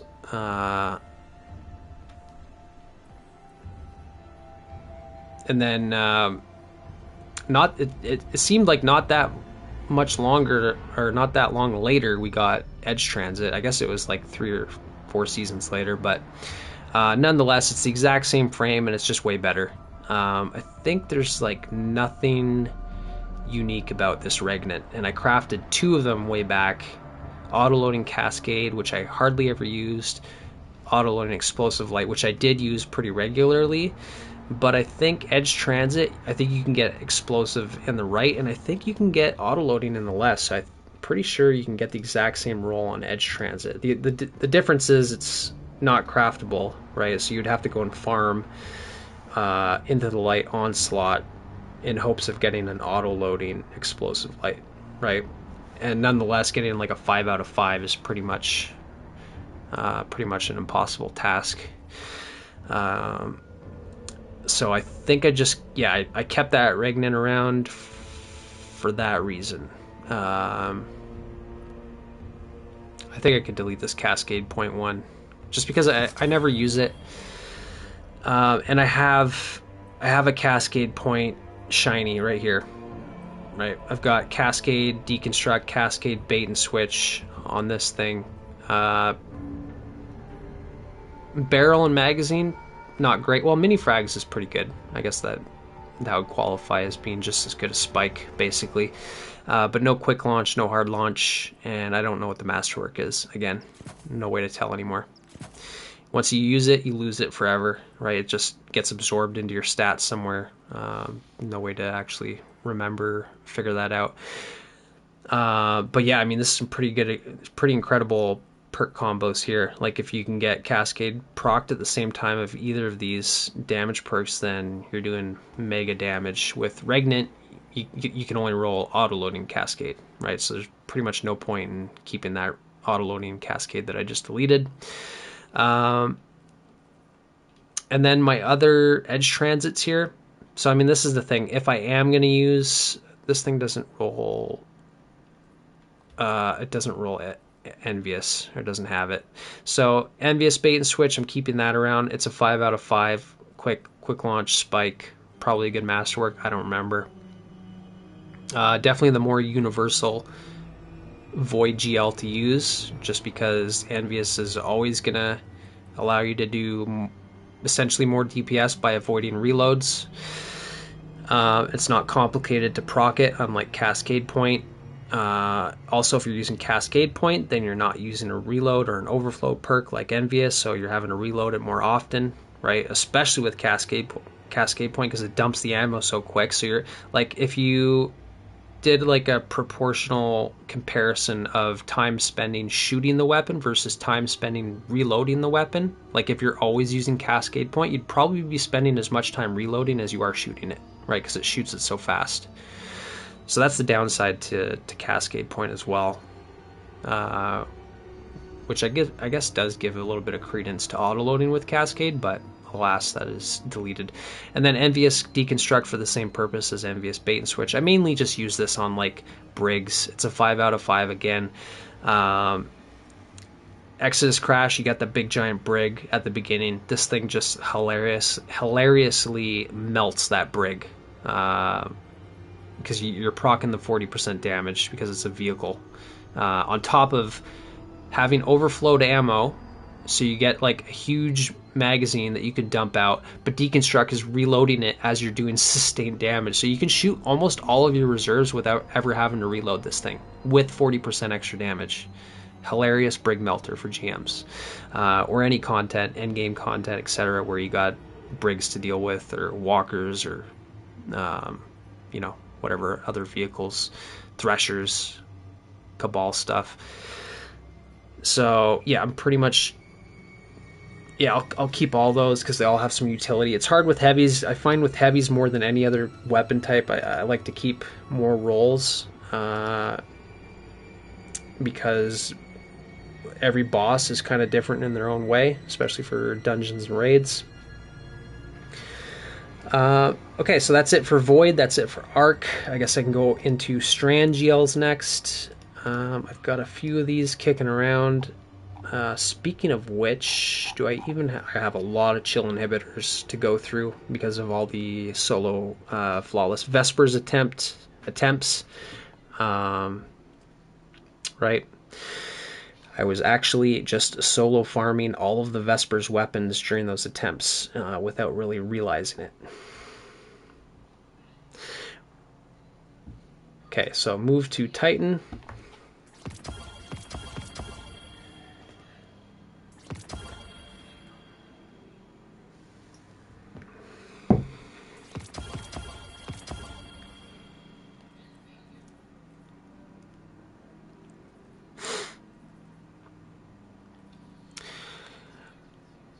Okay, so Caraxus, the original Strand GL, I have a hard time deleting because this thing is an absolute monster with Envious and Surrounded. I've used it to farm Rathiel in Warlord's Ruin on Master for Artifice Armor. I've used this thing in a lot of different endgame pieces of content in the game. It just, Strand hasn't been in the artifact recently. So I haven't used it lately. This is a pretty bad shader on here. But yeah, super cool looking weapon. Sounds amazing. Like, I love this GL. Like, it's probably my favorite GL in the game. Just for looks and sound alone. Kind of like what Storm Chaser is to me for linears. Caraxus kind of is that for me on for GLs. The Adept variant here, so this is like 9 rolls in one because it's an Adept from farming Master Cataclysm and Root of Nightmares on challenge. I mean, the downside here is I don't actually have the roll that I crafted, right? So I don't have Envious Surrounded. So I could use it for ad clear with Demo, Hatchling, Demo, or Chain Reaction Hatchling, Frenzy. Frenzy is the next best damage perk on this weapon other than Surrounded. Because Surrounded is obviously situational, like you have to be surrounded. But Frenzy, just being combat, it's a measly 15% extra damage instead of 47, or whatever enhanced Surrounded is on GLs, I can't remember. But unfortunately this thing has a blast radius masterwork, so you know, at most this would be like a 3 out of 5 despite having 9 different combinations of rolls on here. I think the best I could do out of this is mini frags, Surrounded, maybe Demo. I don't think there's any perk in this column that I would be happy with, generally speaking. So yeah, a bit of a shame there. 9 rolls in one, nothing that I'm really happy with, because this is what I crafted on my main. And then on this alternate Caraxus, I did craft one with Chain Reaction and Hatchling with Volatile Launch and High Explosive Ordnance, just to maximize my blast radius and see how it would perform. And I used it to solo Ghosts of the Deep, like mainly the first encounter on Warlock on a Swarmers build. So in that situation specifically, and it might have been on Master too, in that situation, yeah, this is pretty good. Like, it's decent for ad clear. The downside is you get, what? Oh, it's 6 in the mag. For some reason I thought it was like 3 in the mag. I guess because I got back. Yeah, if you don't have backup mag on there, it's 3 in the mag. Right, so I think that's the major trade-off with high explosive ordnance, decreased magazine size. So you got like these perks to do ad clear, right? Chain reaction, hatchling, but then you don't really have much ammo in the mag, so you have to use backup mag. The thing is, like, chain reaction just doesn't feel like it's doing anything on these types of GLs.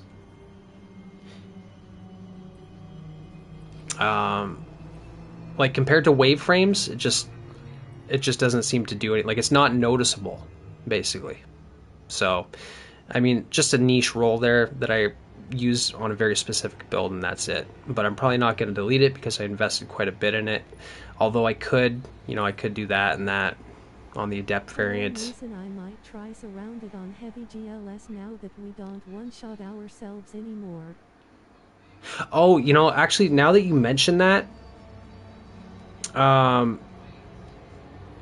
actually, I have a point to make about that. I just gotta check something real quick. I hear something that I gotta check on. Just give me 1 minute. I'll be right back.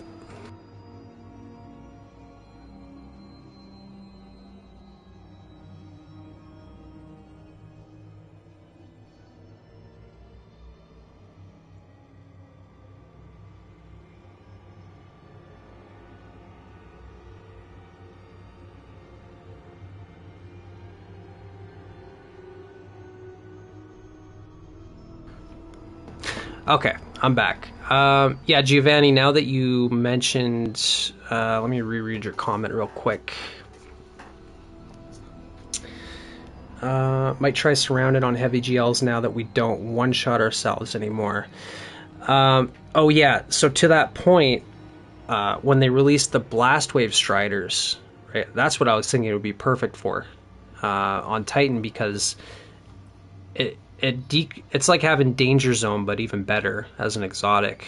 Like you can shoot yourself with rockets, heavy GLs, and you hardly take any damage. Whereas like normally it's like 1 or 2 shots to kill yourself.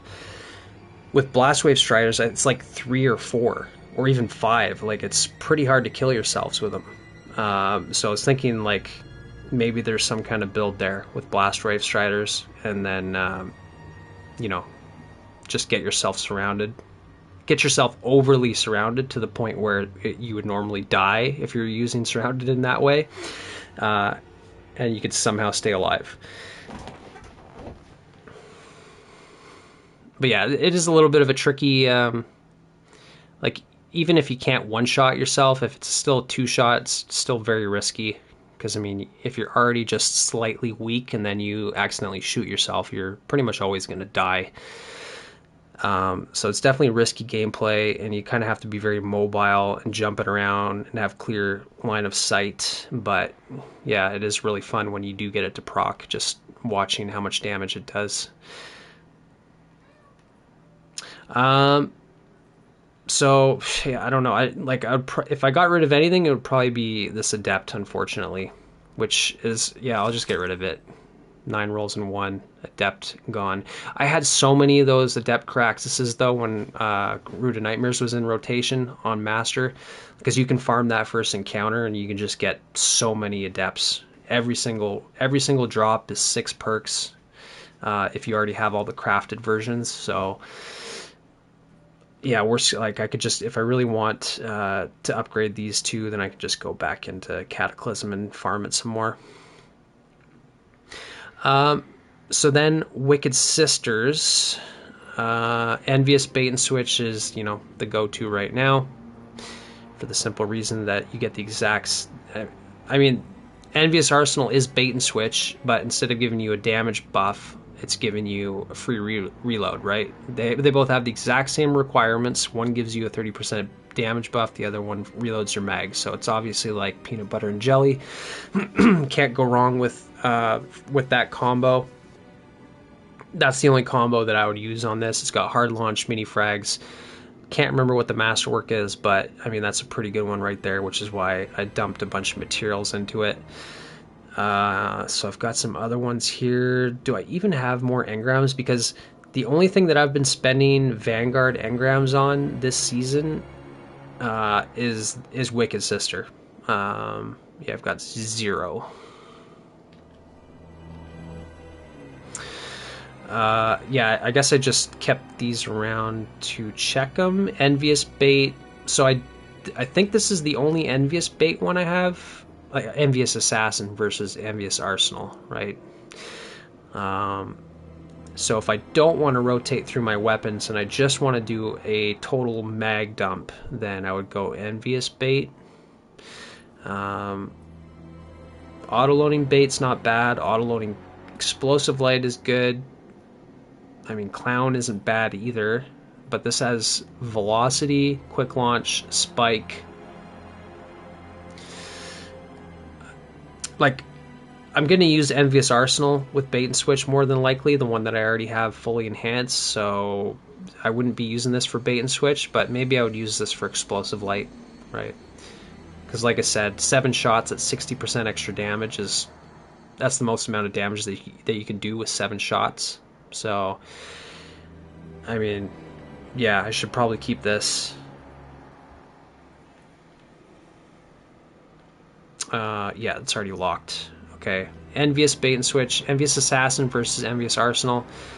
I don't think I'm gonna like if I have to proc Bait and Switch, I already have to shoot my other weapons anyway, so I might as well just be using Envious Arsenal.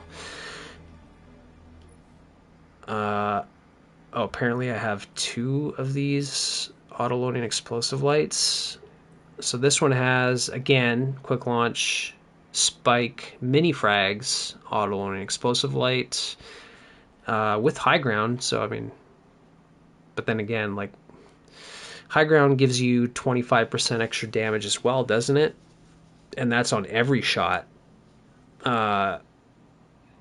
without ever having to proc, like, bait and switch. Like, you don't have to shoot your other weapons.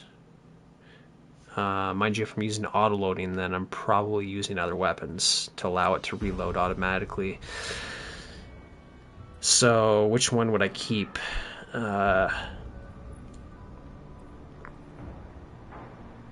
Explosive Light with the option for Bait and Switch. And Clown. I mean, Clown could be more appealing than auto-loading at times. But the only thing I don't like about Clown is it's kind of inconsistent. Like, I like knowing exactly how many shots I have in a magazine. I don't like the randomness of Clown cartridge. I kind of feel the same way about Envious Assassin sometimes, but usually Envious Assassin overflows the magazine so much anyways that it doesn't really matter, because you're just able to output so much damage. Oof, yeah, I don't know. I definitely don't feel like there's a good reason to keep both of these. If I kept this one, it would just purely be for Clown Cartridge, auto-loading, and Explosive Light, right? I would never use Bait and Switch on this roll. Whereas with this one, I would be keeping it for Explosive Light and High Ground. So 2 damage perks versus 2 left column perks. It's probably better to keep this one. So, yeah, this is the one with 6 perks. I guess I'll get rid of that one. Right, because this is doing the bait and switch work for me already. Okay, so I've got 2 Wicked Sisters. I mean, this might get deleted eventually anyways, because like I said, I'm pretty much just spending all my Vanguard engrams on Wicked Sisters, so I'm just always getting... I'm always getting these. Mind you, we're hitting a new season tomorrow, which means all of my prestiges are going to be reset at Zavala, so it's going to be a little while before I can actually prestige 4 times. Like, I'll probably have to farm a GM, so it's going to be, at least a month before GMs are available again. Is it going to be a farmable GM? If it's farmable, if it's a good one with a good weapon attached to it, I'll probably farm it. If that happens, then I'll probably prestige 4 times in that week alone. So, but either way, there's some waiting to do. Which, as a reminder to anybody that's kind of trying to prep or close up loose ends before the season, you might want to go buy all your Wicked Sisters right now if you have Vanguard engrams and if you have Prestige, right? If you have good rep at Zavala, then you're better off going to spend it right now as opposed to waiting. Wait, does the new Void Rocket sidearm, is that a Vanguard weapon or is that a Nightfall weapon?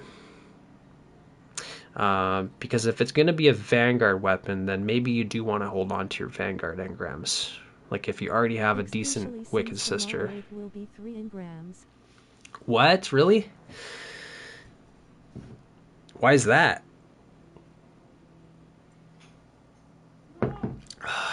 Did they change? Did they just nerf the cost?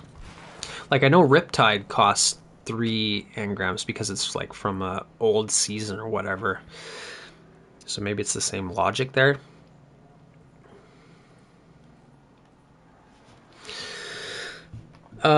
Okay, so I guess. The most recent playlist weapon is 1 engram. Oh, I see. Okay. Thanks for letting us know, Giovanni. I appreciate that. I didn't know that. Um, yeah, so it's definitely good to know.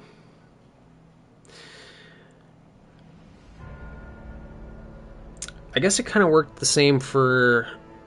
Does it work the same for Iron Banner? I seem to remember it being like 1 Iron Banner engram for Tanasha's Tusk of the Boar and Archon. Or maybe it was 3. I can't remember. But Stasis GLs, holy crap. 1, 2, 3, 4, 5, 6, 7, 8, 9, 10, 11, 12, 13, 14, 15, 16. I have 16 Stasis GLs. I guess I'll start with chill inhibitors, and I should probably just look at these in my vault. Yeah, I'll just transport them all to vault real quick, because I can't hold them all on my character.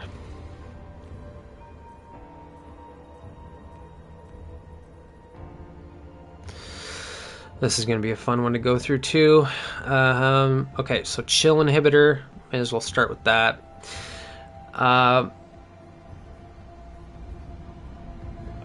Okay, so I've got Envious Arsenal Bait and Switch. So this is my masterworked one.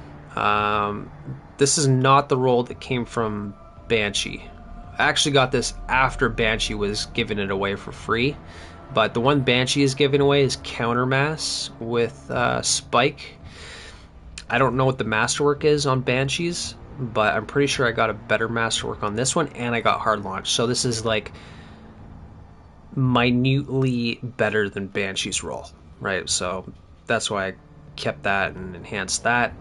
What else do I have? Attrition Orbs Chill Clip sounds like pretty good synergy there for utility, for GMs, overloads, unstops, that kind of stuff. Orbs of Power are always pretty good. So this would be like a utility GL if I kept it. Cascade, I think this is the only Cascade bait switch I got, which I just got in the last couple days doing my my solo Vespers attempts. So yeah, I finally got this roll, right? So this would be the max DPS roll.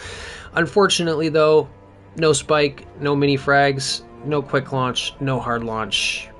Velocity masterwork though, so I'd say it's a 3 out of 5. So more than likely if I get another Cascade bait and switch, I'll probably delete this one, so it makes it kind of hard to invest any kind of materials into this one to fully enhance it, right?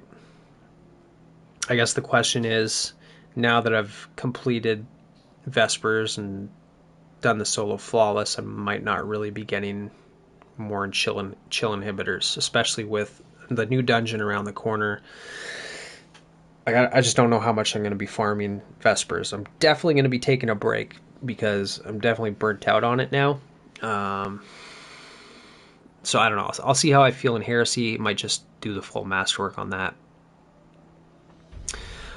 Danger Zone Bait and Switch.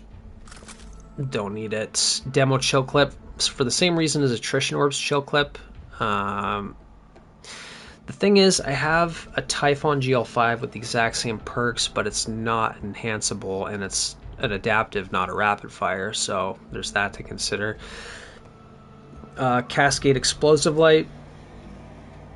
So again here, if I wanted to do the most amount of damage possible with 7 shots in one magazine, can I even do that?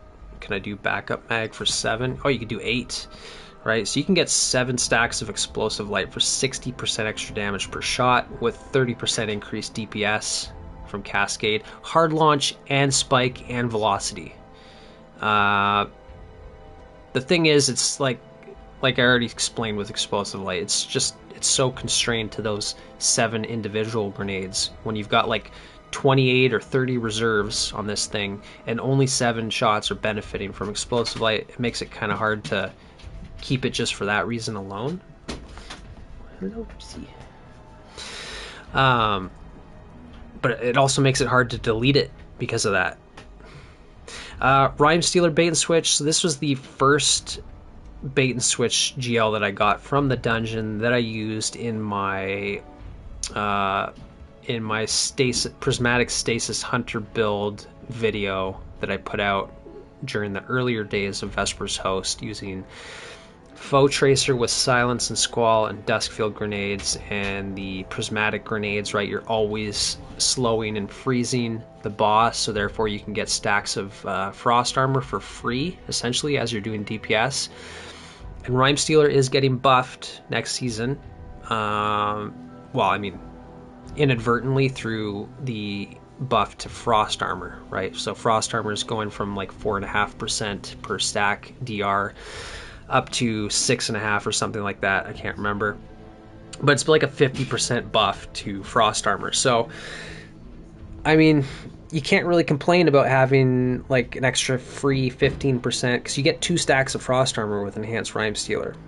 So if you can get that to proc on a boss, if you're on a stasis build, then it's 15% extra survivability on top of the damage buff from bait and switch. Especially if you're using, like, you know how we had like concussive reload, which was automatically reloading our weapons, so it's not like you necessarily need Envious Arsenal. So I'll probably hang on to that for, you know, a stasis build specifically, and that's it. Demo bait and switch, don't feel like there's any need for that. Cascade chill clip. Oof. I mean, this is like a 5 out of 5 if I wanted Cascade chill clip, because I got quick launch, spike, velocity. This would also be good for GMs, again, for the utility of chill clip for overloads and unstops, but also being able to put out 30% extra DPS from Cascade Point is also kind of nice. So like, this would be an extremely good champ melter. Yeah, this would be like, that would be for GMs. Another attrition orbs chill clip. Oh man, okay, I can't do this in my vault, because like I have to like compare like perk combinations, basically. I basically have to like, okay, I'll just cycle through them all in my vault just so everybody can see what I got, and then I'll look at it in the comparison tab on dim, because then I can just see everything at a glance without, like, because right now I can only see everything individually. Another Cascade explosive light. I'm pretty sure the other one was hard launch spike velocity. This one is hard launch mini frags. Reload. I mean, reload's pretty good. Reload might even be preferable to velocity, but I think spike is preferable to mini frags. I'll just delete that one. And then there's Envious Arsenal surrounded, right? So I mean, yeah, this thing does roll surrounded, so you can use this thing as a Caraxus. It's the same frame as Caraxus. I don't think I have like a quick launch spike version of this, but this was one of the first chill inhibitors that I got. Envious surrounded. Cascade surrounded. Right, so there we go. So there's another kind of a max damage roll, right? Which can apply for total damage as long as I could be surrounded. So this would definitely be optimal to explosive light if I'm looking to dump more than, like, say 10 to 15 grenades.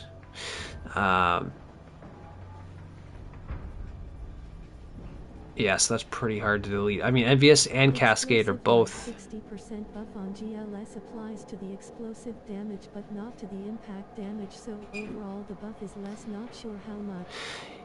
Yeah, I was kind of expressing the same point earlier. I don't know if you were there for that, but like with rockets, you get it's 25% extra explosive damage as well, right? Actually, I'll just reread the perk real quick because I'm pretty sure with rockets it's basically 25% extra damage, even if it's like, you know, very marginally less than that because of the ratio of impact damage to explosive damage. If I'm not mistaken, impact damage is the lesser value, right? Which is always why like spike grenades, impact casing, um, those types of um, those types of perks on weapons do, like, you know, it gives you like 2% extra damage total, right? It's very marginal because it applies to the impact damage specifically. So I think the explosive damage is the main damage type. I just need to find a weapon with explosive light to check the perk again.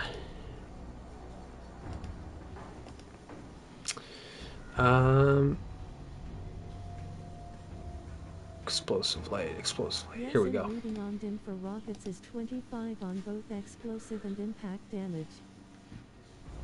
25 on explosive and impact damage.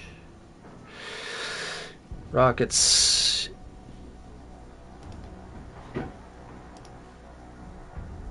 Mm, 25% increased impact and explosive damage. Right. No effect on Wolfpack rounds.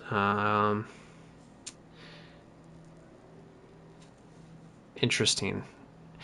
Grenade launchers, 60% increased explosive damage. Doesn't say anything about impact.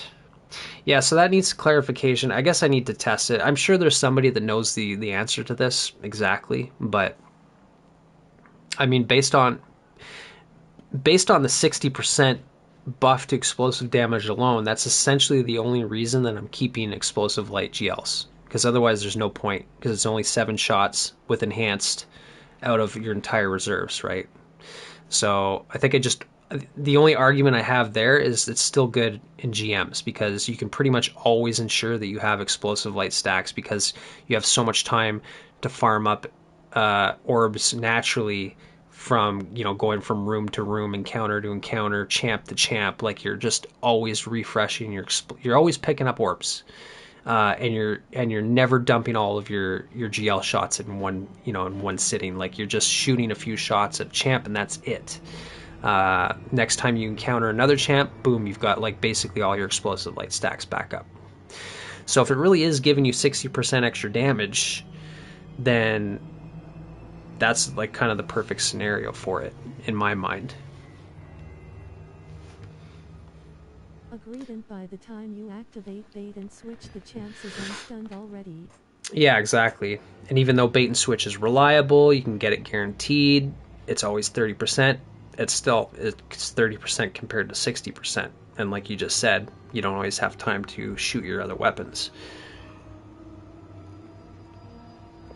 That's why rocket launchers with explosive light are like my favorite. Like auto loading and explosive light on a rocket launcher is probably my favorite heavy GM tool, so to speak.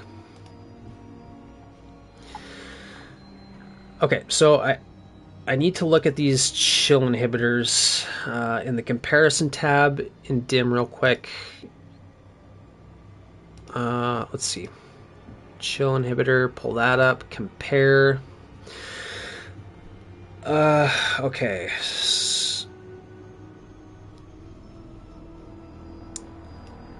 Man, this is just so hard.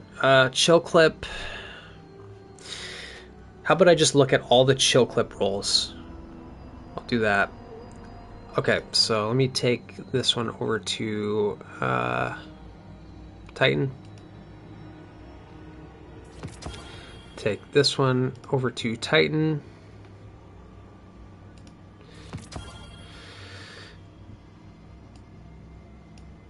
Take this one over to Titan.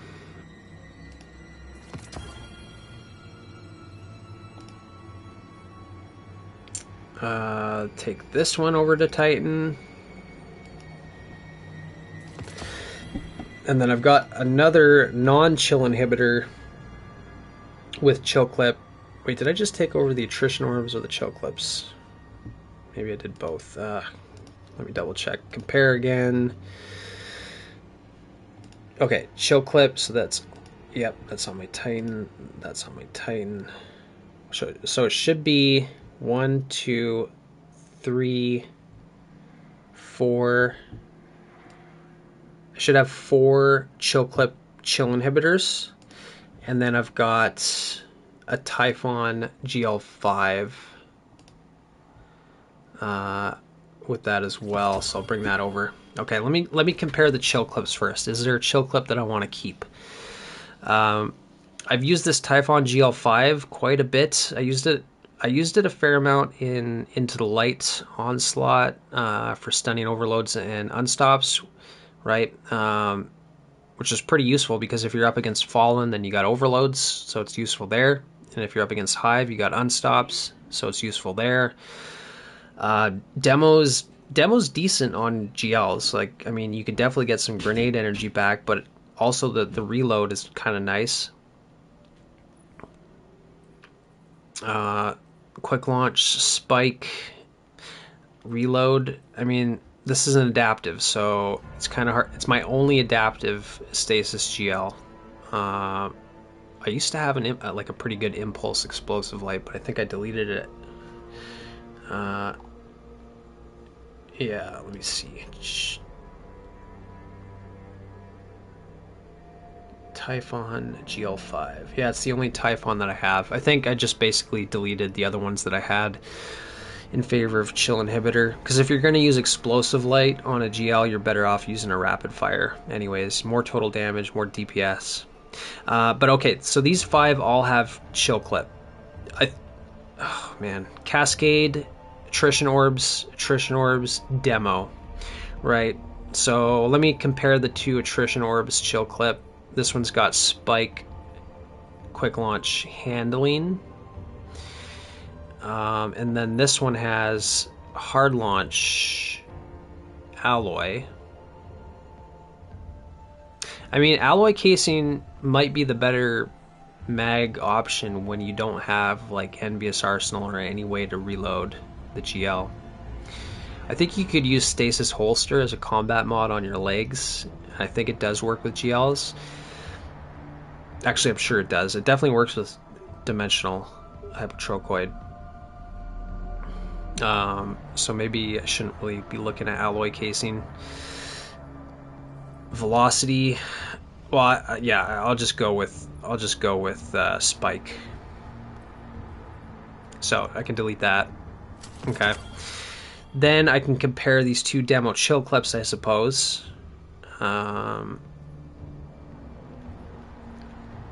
Well, I mean, if I'm going to use chill clip on chill inhibitor, then 100% I'm going to be going with attrition orbs or cascade point before demo. So I could probably delete that, and I'll just save Typhon GL5 as my only demo chill clip stasis GL, and it's an adaptive, so if there's ever a reason to use an adaptive, I can use that. But, you know, I'm probably not going to ever use it. So then I feel like I got to keep both of these for now. I don't think I need to ruthlessly just delete all of my chill inhibitors and just keep like 1 or 2. I think I can keep like maybe 5 for now, and then next season I could probably whittle it down again to maybe just 2. We'll see how much I actually use chill clip, but I definitely do foresee myself using chill clip in GMs at the very least. And both of these roles for that sake, depending on what I'm doing. Like if I need orbs, like if I'm on a less survivable build, for example, and I need recuperation, then I'll go attrition orbs. And if I'm on a build where I'm comfortable with my survivability and I don't really need orbs as much, or if I'm using other weapons like velocity baton to get orbs, then I'm going to go for 30% extra DPS from Cascade Point. So yeah, this is more build dependent, I guess. Okay, so chill clip, chill inhibitors solved. 2 deleted. What else do I got? Okay, dim did update with the deletes, I think. Let me just refresh it real quick. What time is it? I still have to go through rockets and linears. So, well, I've just basically just got these stasis ones to get through, and then I can get onto rockets. Okay, so, well, I guess the next thing to compare would be the bait and switch combos.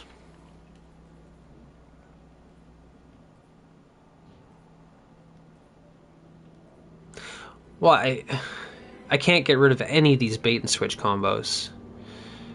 Like I just made the argument that I want to keep Rhyme Stealer for stasis builds for Silence and Squall, Dusk Fields, Transcendent Grenades on Hunter, Free Frost Armor. I already used it, improved it as being pretty good, viable situationally. But then, of course, like you can't just delete Envious Arsenal or Cascade. So, so I got to keep 3 bait and switches for now. Lock that. And then I'd be comparing Surrounded, Cascade Surrounded, or Envious Surrounded.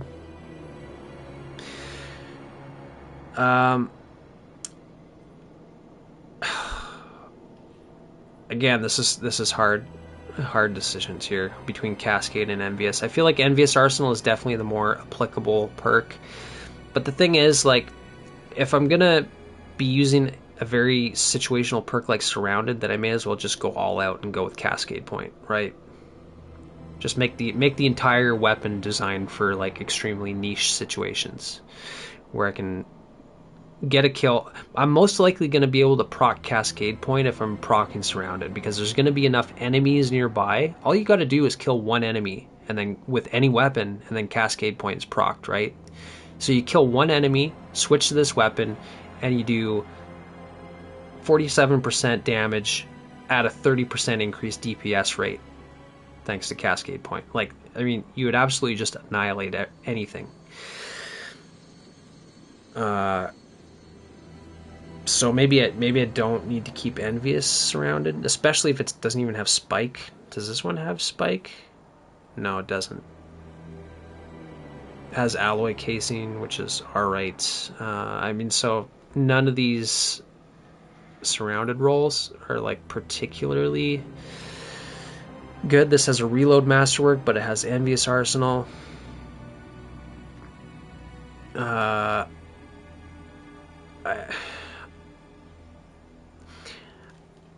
I mean,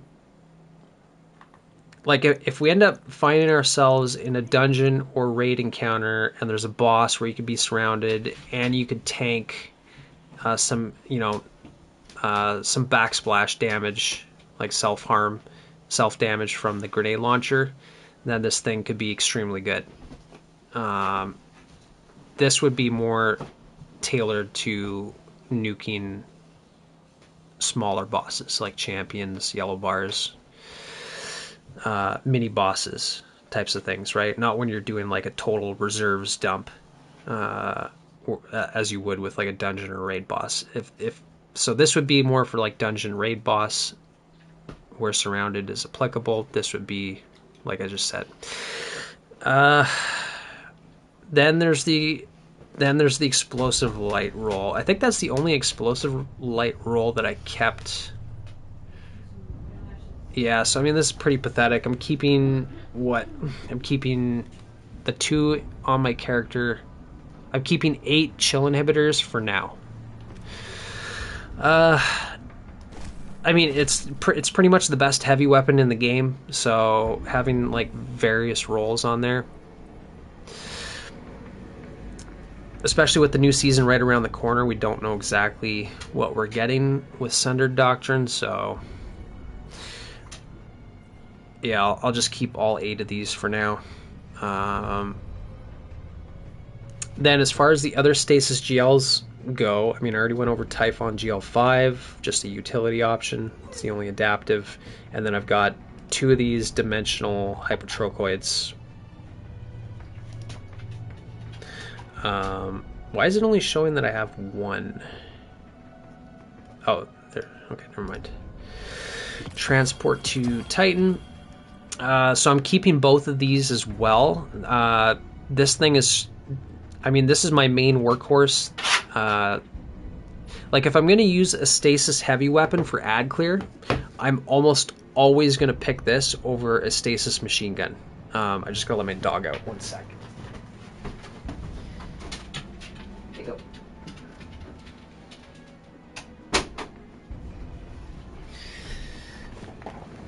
go. Yeah, as long as the terrain allows and the enemy types allow, which is like most of the time, such a good survivability tool. Like, if you look at my forbearance, for example, I don't know if I have it in my vault. That's the into the light one.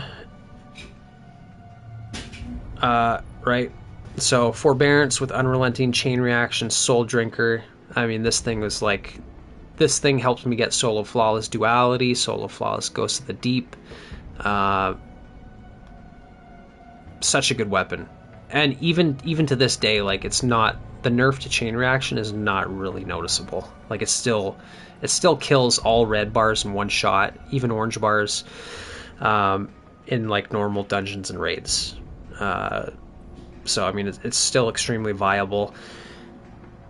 But yeah, so I mean, this was crafted with the same kind of thinking in mind, with unrelenting chain reaction. The difference is, this is a heavy weapon, so it obviously does way more damage than forbearance, and you have 7 shots in the mag with backup, right? So you don't even have to reload it. So like, it's just a complete powerhouse for survivability and ad clear at the same time.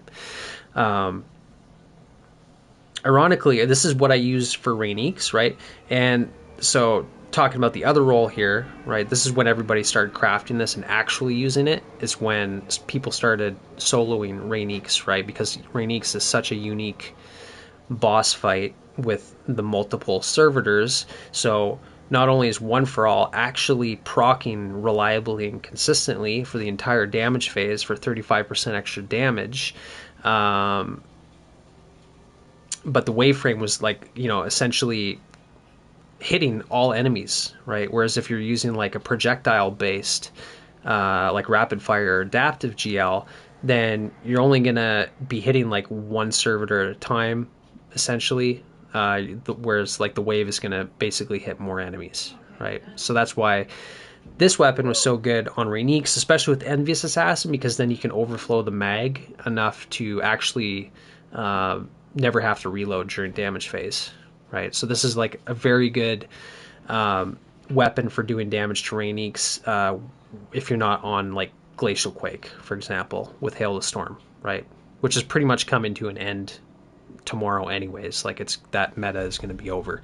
Because without Hail the Storm, you're basically solo 4-phasing Rainiques without the tonic, unfortunately. Maybe 3-phasing, but... So there's no need for weapons on Titan, but every other build you basically have to use weapons. Like, and Wardcliff Coil doesn't, as far as I know, it doesn't work anymore.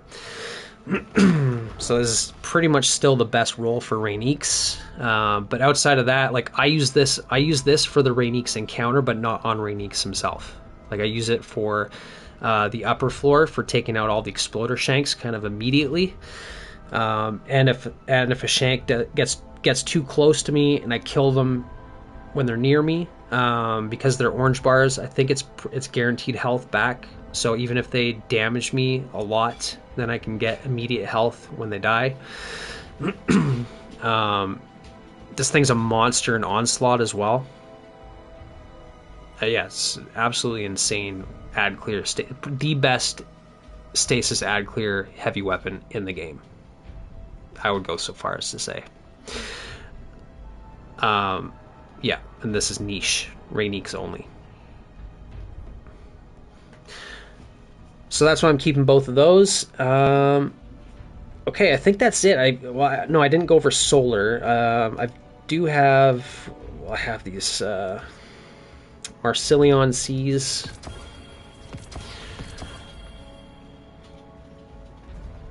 This weapon drove me crazy when it came out during Season of Defiance, because it was supposed to be craftable. It was in the pattern and catalyst section of the like, I think it was even visible at the Enclave at the crafting table.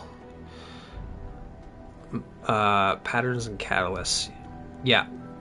So for like 2-3 seasons in a row, Marcelion C was sitting right here in this section the entire time, and nobody was ever getting red borders for Marcelion C to actually progress any kind of crafting for it. And then Bungie never really like talked about it or anything. They just eventually quietly took it out of here, and so yeah, like I had hopes for crafting it, never happened. So it's basically just a world drop now, a non-craftable, non-enhanceable even world drop. But it is a rapid fire frame, and it's a hack A, so that makes it unique because it gets 15% extra damage to vehicles and constructs, and stasis crystals, frozen targets from hack A, so that's pretty unique in itself. You can stack that with explosive light, envious. So I mean, overall, it's like theoretically a pretty good GL. It does roll Cascade as well. It doesn't have any double damage perks like Cascade's in the right. So I think those are the two best rolls that I have, and I've hardly ever used them. I don't know why that is. I think it's probably because maybe GLs just weren't meta when Solar was in the artifact.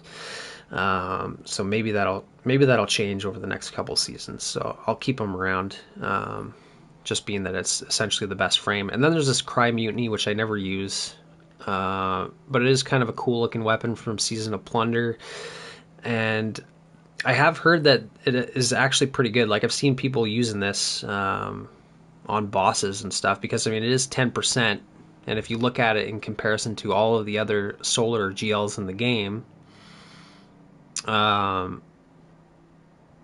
it wasn't even until recently where rapid fires kind of came into the meta, because adaptives were always superior to rapid fires.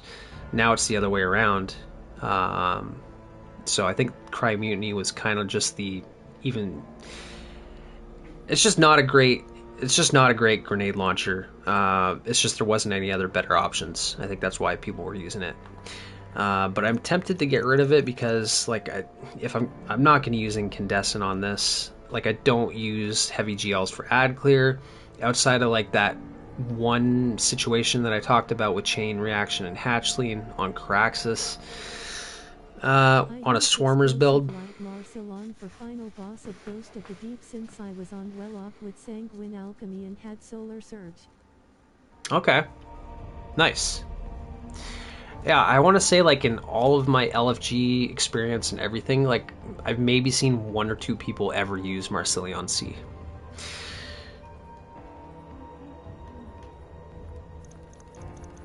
But I mean, Cry Mutiny, I could technically just get it again at any point, right?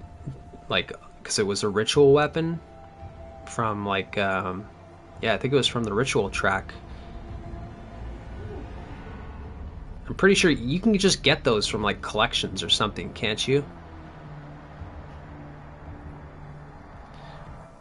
I'm pretty sure. Anyways, I'll just delete it. 7 enhancement cores. Great. That's good. Okay, so that's it for GLs. Okay, good. Yeah, that's what I thought. So, rocket launchers. Why do I have so many Crux terminations? They just drop because it's a world drop. Okay, so I'll bring over all of my arc rocket launchers first. I've got not so much that I can actually hold them on my character, so I'll bring those over.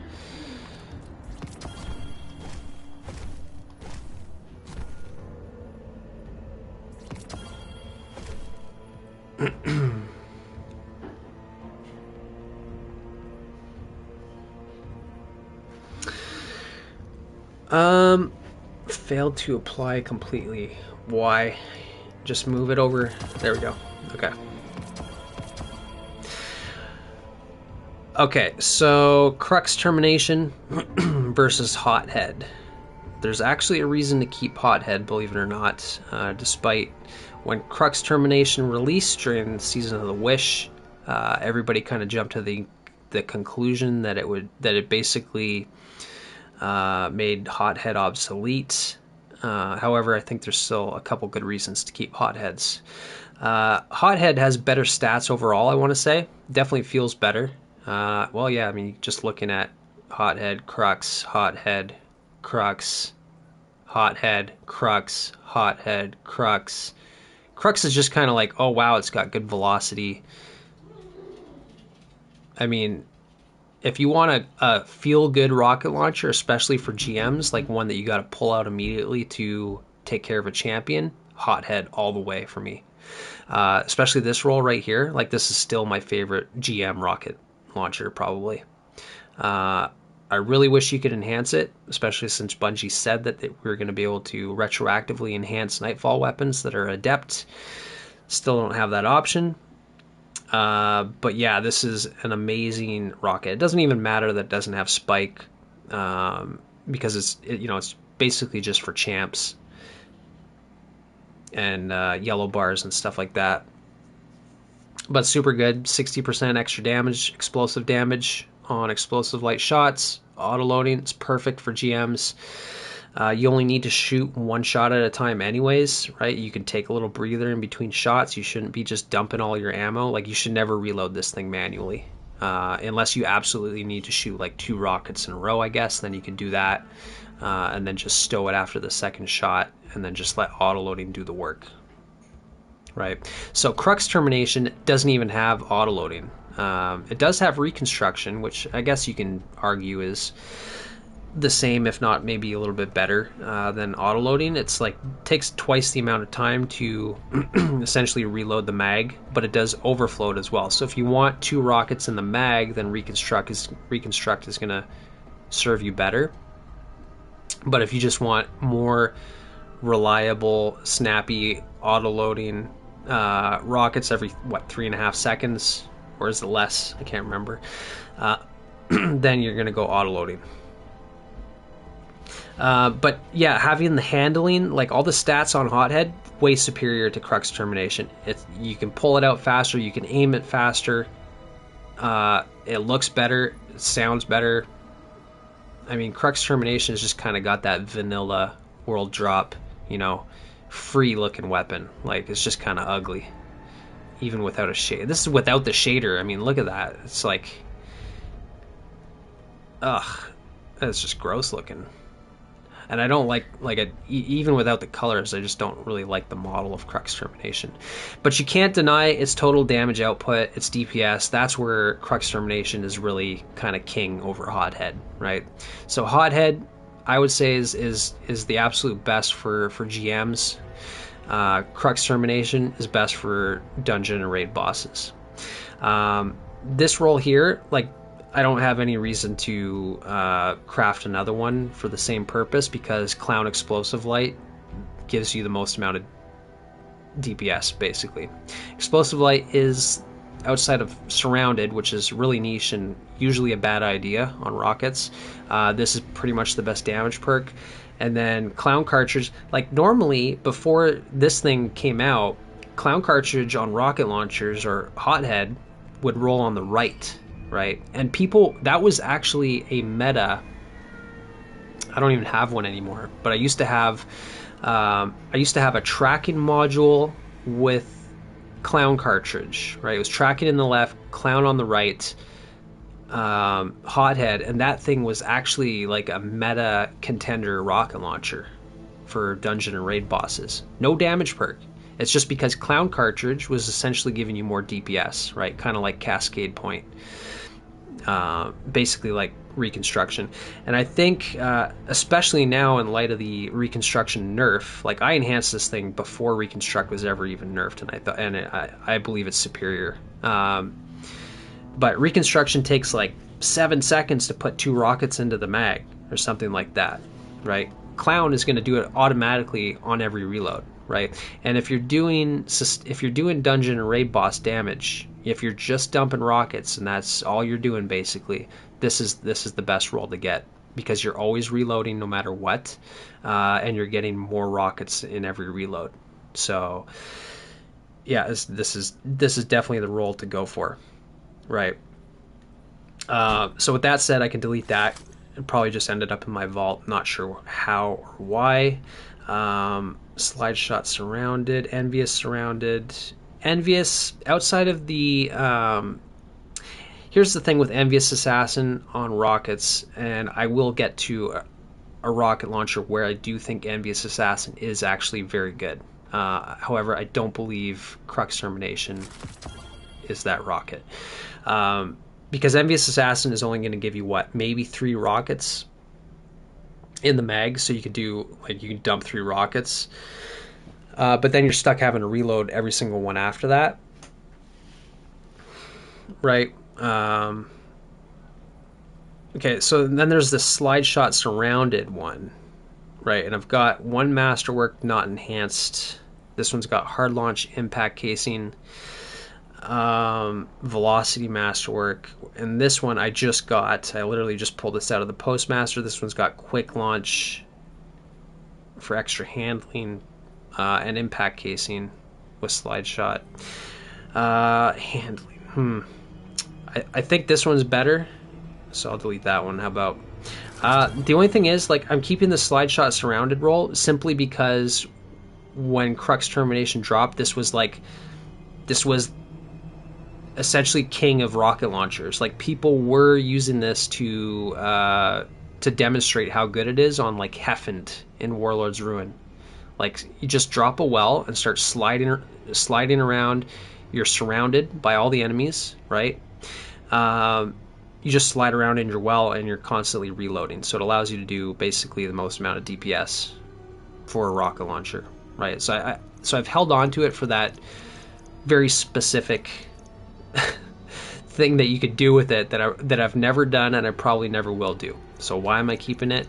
I don't know, for the memes, just to say I have it.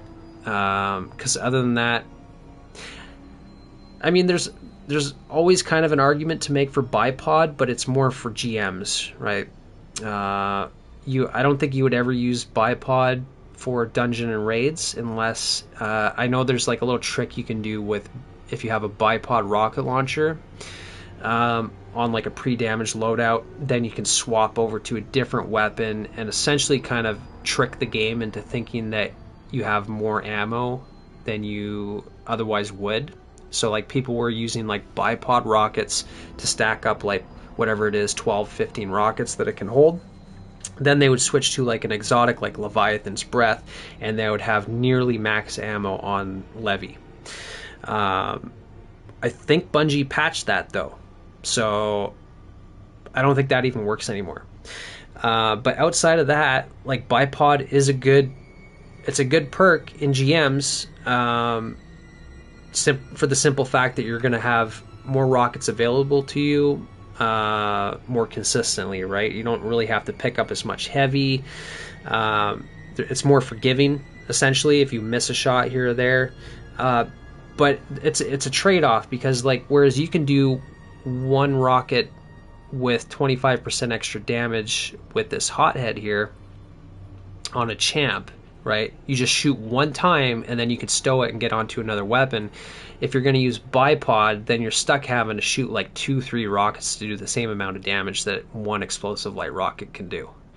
So you're actually wasting kind of more time just to get that equal damage output by using bipod. And it also has like reduced blast radius on top of having less damage per rocket, right? So you just get more rockets at less damage.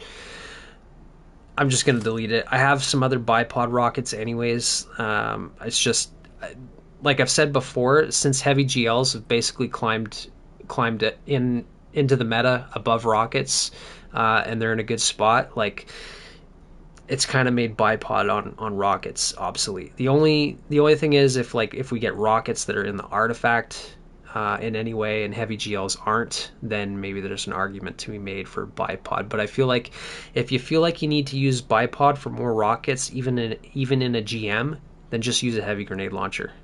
Because then you use a rapid fire grenade launcher, you get like 30 friggin' grenades. Like, you don't need bipod on a rocket. So that's my thinking there, right? The only reason I'm keeping this other hothead... When we had overload rocket launchers, so if I rely on my heavy weapon fod overload, I have more ammo. Mm-hmm. Yeah, I definitely use, like, I've got a Braytech. I've got a Braytech with bipod, and that's another point too. I think bipod takes you even further on frames that aren't intended for burst damage or maximum damage, like boss damage. So like precisions and high impacts, I think are better suited rockets for bipod as opposed to adaptives and aggressives. Because adaptives and aggressives are less ammo overall, anyways, and they're more designed for burst damage and total damage and DPS. Whereas high impact precision, it's more about total damage, I guess, but also ad clear, GMs. But this other hothead here, right? So I talked about the autoloading explosive light a bunch already. This thing was with demo, right? You can't get demo explosive light on Crux Termination. So that's the only reason I've kept this hothead. And this was the meta rocket launcher as well for quite a while. More universally speaking than something like this autoloading explosive light. This is for me personal preference, like I said, for GMs. But with demo explosive light, this was widely used by the entire community that was playing on Solar Warlock with Starfire Protocol and fusion nades, right? It was throw fusion nade, shoot rocket, throw fusion nade, shoot rocket. Essentially, that's all you did, and that was the meta DPS rotation for basically all dungeon and raid bosses for like 2-3 seasons in a row. And there is still a place for demo on rockets, I think. It's very build specific, even in light of Starfire being nerfed. I mean, we have lots of other grenade builds in the game, especially with Transcendence now as well. So yeah, I'm holding on to that with that in mind. Okay, so that's it for Arc GLs. I think I just deleted 4 of them, so I mean that's pretty good. Mind you, most of them were in my vault for no reason anyways, other than having something to talk about. So then for solar rockets, I've only got 3 of these, and they're all the exact same rocket. Apex Predator. This thing may or may not be about to get put in the shadow of Hezen Vengeance. Is that what it's called? I don't have one of those because it's from Vogue, and I've never really done Vogue. I think it's called Hezen Vengeance, right? But it's the new Vault of Glass, well, not new, but it's the Vault of Glass rocket launcher is getting crafting next season. So you're going to be able to get enhanced perks on there, new perk pool as well. And you'll be able to get the Adept or the Time Lost variants from doing Master. So my thinking is it's probably going to put Apex Predator by the wayside.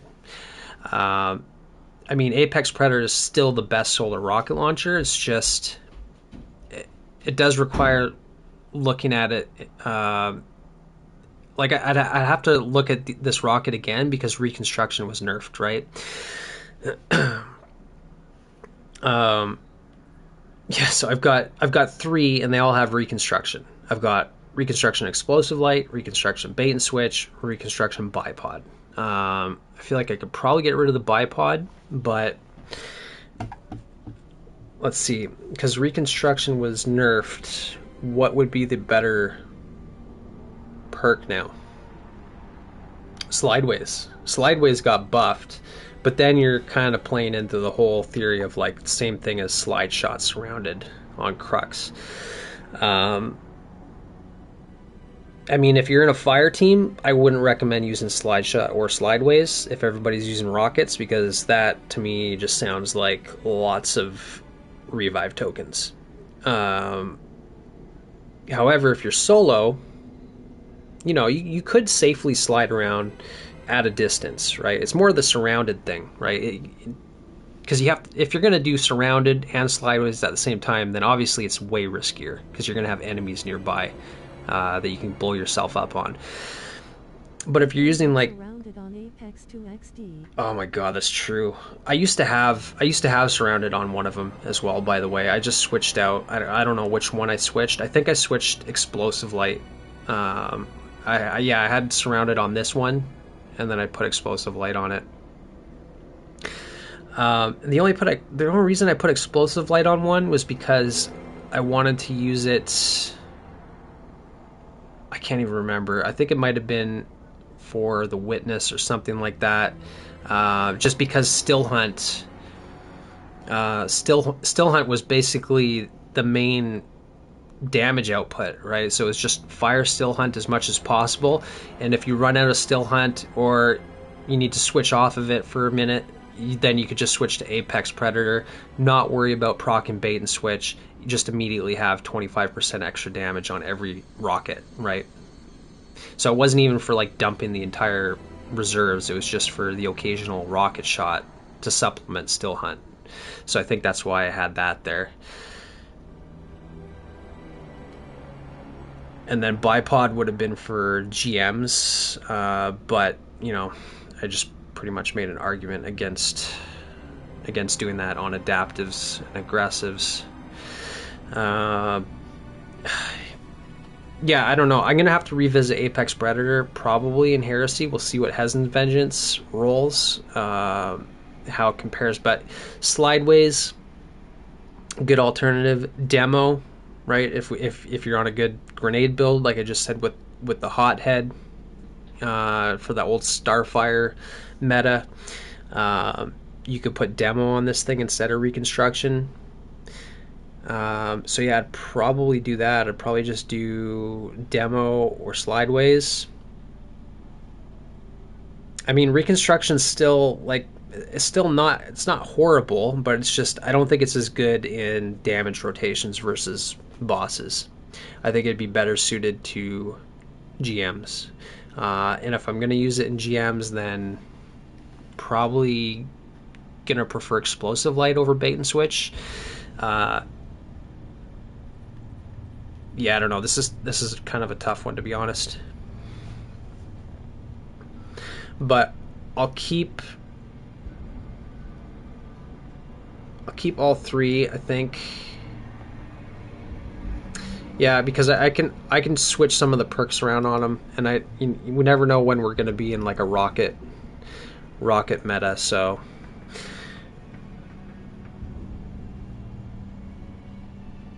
Okay, so what else do I have? Oh god, stasis is going to be a nightmare because I was popping those Kel's Fall weapon tonics and the Heretic's Fervor tonics, so. Okay, Heretic's Fervor. Actually, before I talk about Heretic's Fervor, the new stasis rocket launcher, I'll talk about the other stasis rockets that I have. How about, which is Palmyra B, Cold Comforts, 1, 2, Bump in the Night, 1, 2, Palmyra B. So I've got 5 stasis rocket launchers that are not Heretic's Fervor. Move to Titan.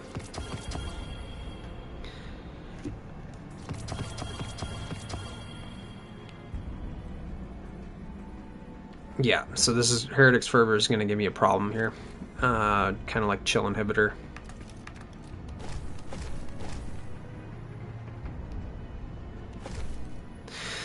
Okay, so for these ones, I've got 2 Cold Comforts. Okay, so I was going to talk about Envious Assassin and how I thought there's only one rocket where it's actually viable. And I think it's this one. On Cold Comfort, and the reason is it's the origin perk. You can get restoration ritual, so it actually stacks with Envious Assassin, so you can actually shoot, like if you do a finisher on an enemy, you're basically getting a free extra rocket that's going to be put into the mag essentially when you run out. It's like a reserve rocket to avoid reloading, right? So Envious Assassin, I want to say it gives you 3, but I feel like at one point Envious Assassin was overflowing to give you up to 4 rockets, and then with Restoration Ritual, you would get an additional one. So you could dump like 5 rockets. I want to say, I could be wrong. It could have been 4. But yeah, you can dump 4 or 5 rockets without ever having to reload on this thing, right? Because you got Envious and Restoration Ritual, which basically do the same thing. They both overflow the mag. So, I mean, you could have this thing like fully cocked and loaded going into a damage phase. Right, so like I use this to supplement like Lucky Pants on Hunter, right? You just dump Warden's Law at max damage, like before it got nerfed. Obviously, I haven't tested it since it got nerfed or reworked. But then, I mean, you could apply that same concept to any other weapon. Still Hunt, for example. Imagine if we had like a stasis version of Still Hunt. Then you could stack surges with this, so you could dump all of your special, and then you could swap over to this. Bait and switch is going to be procced, right? And then you shoot 5 rockets without having to reload, 4 or 5, all at bait and switch damage. So that's the argument to make for Envious Assassin on a rocket launcher. It's for this rocket specifically, from Ghost of the Deep. So this isn't a 5 out of 5, but it still gets the job done basically just as effectively. And I'm not really farming Ghosts of the Deep, so I'm going to keep that. Pretty niche, but worth keeping, I think. And then I kept this one around because, I mean, Impulse Amplifier and Explosive Light, this is like with alloy casing and quick launch, I mean, and reload masterwork. This thing feels great to use, right? I mean, you could basically dump all your reserves at Explosive Light damage, 7 rockets, 25% extra damage, max reload, max projectile speed. Yeah, it feels way snappier, way better to use than this Envious Assassin bait and switch one, because the other stuff I have on there isn't as good.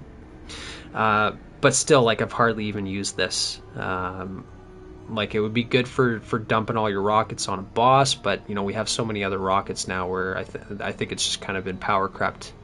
But I'm apprehensive to get rid of it because it's a dungeon weapon, it's hard to farm, and this one, like I said, looks great, feels great, all that. Unfortunately, can't enhance it, even though it's a dungeon weapon. Maybe we'll be able to eventually. Then I've got these 2 Bump in the Nights from Season of the Haunted, which are kind of funky looking. Demo Frenzy, so again, during the Starfire meta with Hothead, this was another alternative that you can use, and I think back then too, you can like easily get Font of Might or something like that. Like you could stack, what was it, Charge with Light and Font of Might. You could basically stack like 2 damage perks very easily with stasis from like Stasis Wells or something like that. So this thing was kind of king back then. With demo, I don't remember what other damage perks it rolls, but like I hardly ever use this Demo Frenzy roll. On the other hand, though, this auto-loading chill clip I do still use for the same purpose as auto-loading Explosive Light on like that Hothead I discussed. The benefit here is, even though you don't have like, you know, the massive damage from Explosive Light, you have the option to immediately stun overloads. Right, so I mean, being able to stun overloads and unstoppables is just always good in GMs, right? And then having auto loading on there kind of makes it flow perfectly with Nightfalls. Other than that, I've got a Palmyra B. This thing has quite a lot of good perk combinations. I think it rolls Explosive Light as well.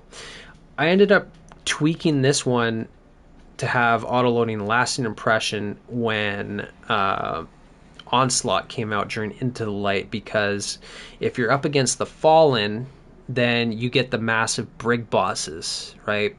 And they're actually pretty critical. Like if you're on Expert and you're in like the final, like if you're at 30 waves plus, 30 to 50 waves, you're dealing with basically like GM level enemies that are bosses.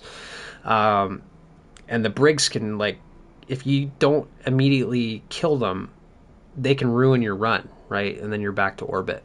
So this thing with Hack a Breach gives you 15% extra damage versus those Brigs, right? And the reason I went with Lasting Impression over Explosive Light is because you can run a different loadout. You can run a different weapon until you get an encounter with the Brigs, right? All of a sudden the Brigs pop in, and say you're on a machine gun because you're just killing ads with machine guns. Now you've got this Brig to deal with, and the machine gun is useless, but you still have ammo. So you can switch to this, and you don't have to build up any explosive light. You just switch this, and you've automatically got 20% extra damage on every shot, plus 15%. So it's like, 30, 35, 40% extra damage to Briggs specifically, just for swapping onto this weapon and no preconditions at all. With auto loading. So, I mean, yeah, and precision frames also got buffed, right? Since, I think it was after Onslaught. I think it was in the Final Shape at some point, maybe the release of Final Shape. Bungie gave us more reserves with precision frames and high impacts, right? To kind of give them that add clear identity as opposed to or total damage and add clear as opposed to like adaptives and aggressives, which are more burst damage and DPS. So I mean, overall, really good rockets, got great reserves. Precision frames have tracking module built in as well, right? And they only do 5% less damage per rocket compared to adaptives and aggressives. So if you're getting like way more rockets and each rocket only does 5% less damage, I mean, you do the math on that, you're basically putting out the same total damage with a precision compared to an adaptive or an aggressive. But yeah, this one specifically was more tailored for Into the Light with the Brigs, but I mean, you could apply that anywhere in the game. Anytime you got to deal with Brigs, this thing is very, very good. So that's not going anywhere. Yeah, so I mean, I probably should just get rid of one of these Bump in the Nights. I think you can get Chill Clip on Cold Comfort as well, but I don't have a good Chill Clip one. Well, I don't have any Chill Clip one because I would have deleted it. So I feel like I do have to keep this. Okay, so I'll just say I'll keep all these stasis rockets, imagining that we don't have Heretic's Fervor. So that's the next problem, right? What does Heretic's Fervor even roll, other than double quick draw? Because I did get that roll. Where is it? Let's see if I can find it. Couldn't believe it. Yeah. So what does this thing roll? And what does it replace, basically? Will it allow me to delete at least one of those Bump in the Nights, maybe a Cold Comfort? Slide Shot Explosive Light, Field Prep Chill Clip, Tracking Module Bipod, Field Prep Chill Clip, Field Prep Explosive Light, Lone Wolf Chill Clip, Lone Wolf Explosive Light, Auto Loading Quick Draw, Quick Draw, there you go. I mean, so what's up with that? I obviously didn't delete it because I don't even know what this is actually supposed to have on it. Like, is Bungie, have they addressed it? Are they going to fix it? If they do fix it, are one of these perks going to change? I mean, either way, though, I'm still going to be stuck with at least one quick draw on here, more than likely, right? So it's pretty much an automatic delete no matter what. I just thought it was kind of funny.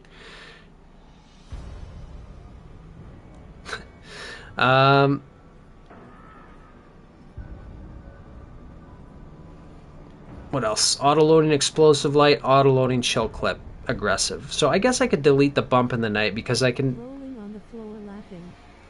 Right? Yeah, it's ridiculous.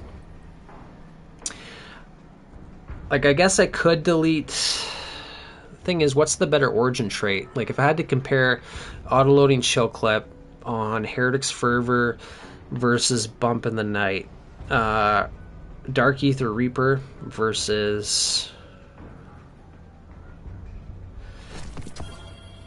Do I have any others? Actually, I'll do the same thing. I'll just I'll just take all the chill clip rolls over to my Titan so I can narrow it down. Lone Wolf, that doesn't sound good. Field prep. I am a fan of field prep.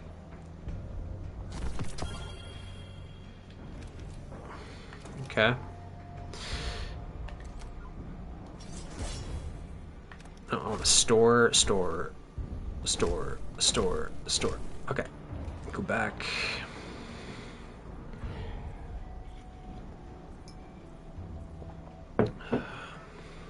Oh, went too far. Okay. Other chill clip rolls.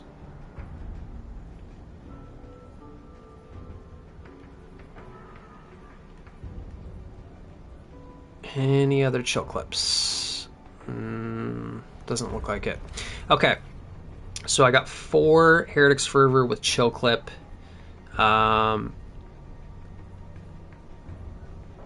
Okay, Lone Wolf can go. Auto loading, field prep. I feel like bump in the night also rolls with field prep, doesn't it? So the thing is here, like if I'm comparing bump in the night to this thing, they're both aggressive frames.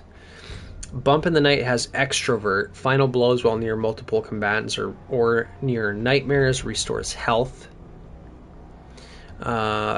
So I mean that sounds pretty good. Whereas Dark Ether is what, like a free reload if you shoot the little things. Final blows with this weapon periodically spawn Dark Ether charges. Charges can be detonated early with weapons fire or by coming into contact with them. Doing so, oh, that sounds actually pretty good. See, I've been confused all season because like you're constantly getting the reagents, the ingredients for tonics. They just like automatically seek you out, like those little pink orbs. But then at the same point, if you're using like a Dark Ether weapon, then it's also spawning like these pink discs, and they just kind of sit there idly. So I guess that's what those were, right?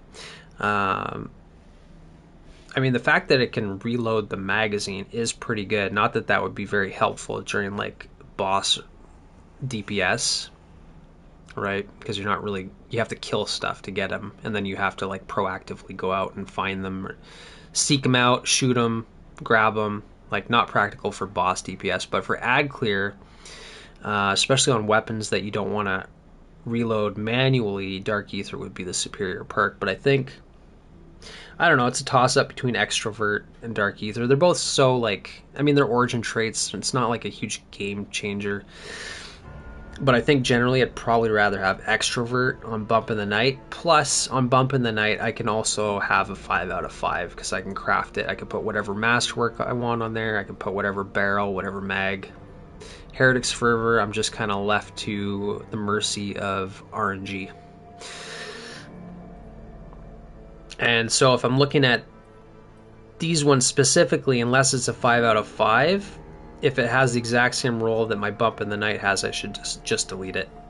So like this one here, it's blast radius, masterwork, bad barrel, bad mag, great perk combination, but I've already got Bump in the Night, so that can go. So then I'm left with 2 field prep chill clips. Yeah, Bump in the Night also rolls with field prep. Right, mine has auto loading chill clip, but I think if I was to go field prep with chill clip, I wouldn't really actually. I'd go field prep with a damage perk like Frenzy or something, because field prep kind of implies that you're doing sustained damage, right? Dungeon raid boss, it gives you more total ammo. You're sitting, you crouched so you can get your reload close to max. Well, this one's got like 54 reload already, so field prep's going to give it max reload speed. You get more rockets total. So yeah, you just sit there crouched during DPS. You dump all your rockets. That's what I have in mind with field prep. So in that situation, I don't care about chill clip. Like if I'm going to use chill clip, it's for utility, right? It's not for total boss DPS. So I could probably get rid of both of those.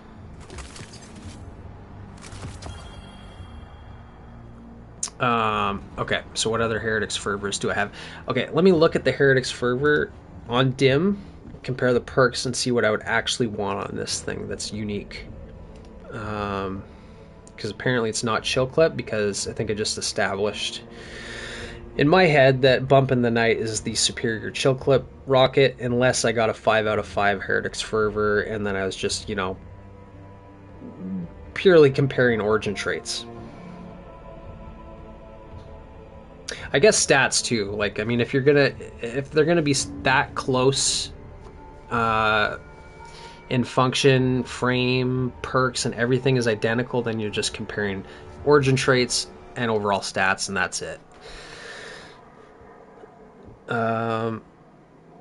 Okay, so on Heretics Fervor, it has in the left, it has tracking module, waste of a perk. I think if you're going to use tracking module, just use a precision frame weapon like the Palmyra B.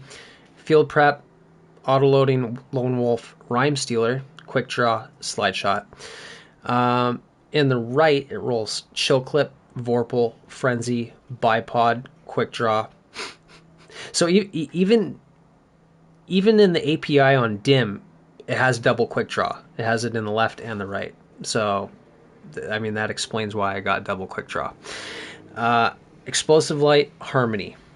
Okay, so basically, on an aggressive frame, I would only care about tracking module, or not, sorry, not tracking. Frenzy and explosive light for damage perks. Chill clip for utility, but again, I just established bump in the night. Does bump in the night roll with explosive light? That's what I want to know. I don't think it does. I think frenzy is its best damage perk. And if that's the case, then I want to be looking at explosive light for Heretic. Why isn't Dim responding? Yeah, Bump in the Night only rolls with Frenzy as a damage perk. I mean, it has Vorpal too, but that's 5% less damage than Frenzy, so... and Frenzy gives you max reload, so more DPS. Yeah, so and it rolls demo on the left. Yeah, so I might be looking at just deleting the demo frenzy roll that I have on Bump in the Night, because it's looking like Heretic's Fervor is the better grenade rocket launcher to use for damage, basically. Only comparable to Cold Comfort. The Cold Comfort that I had, that I just went over, has explosive light and impulse amplifier. So does Heretic's Fervor have any kind of advantage there?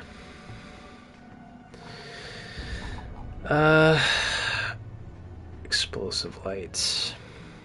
I mean, impulse amplifier is good. I guess it'd be field prep explosive light. I mean, you could potentially make an argument for slide shot. Maybe keep one of those around.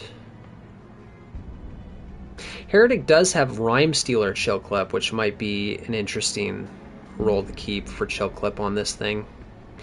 Might be, but most likely not, because you have to shatter a frozen target or a stasis crystal to even get Rhyme Stealer to proc, and you have to use the weapon to do it. So you'd have to fire 2 rockets at an enemy, like an unstop, then shatter it with the rocket. So you'd have to shoot 3 rockets to get 2 stacks of frost armor. So I think that's kind of a bait perk combo for a rocket.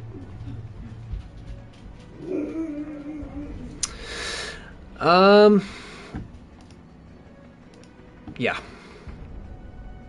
I think I'd just be looking at field prep, explosive light, and auto loading explosive light. One for total damage, one for like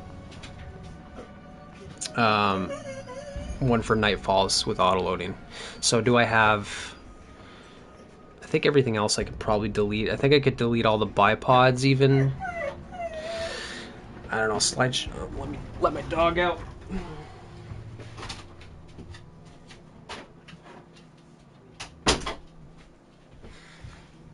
Okay.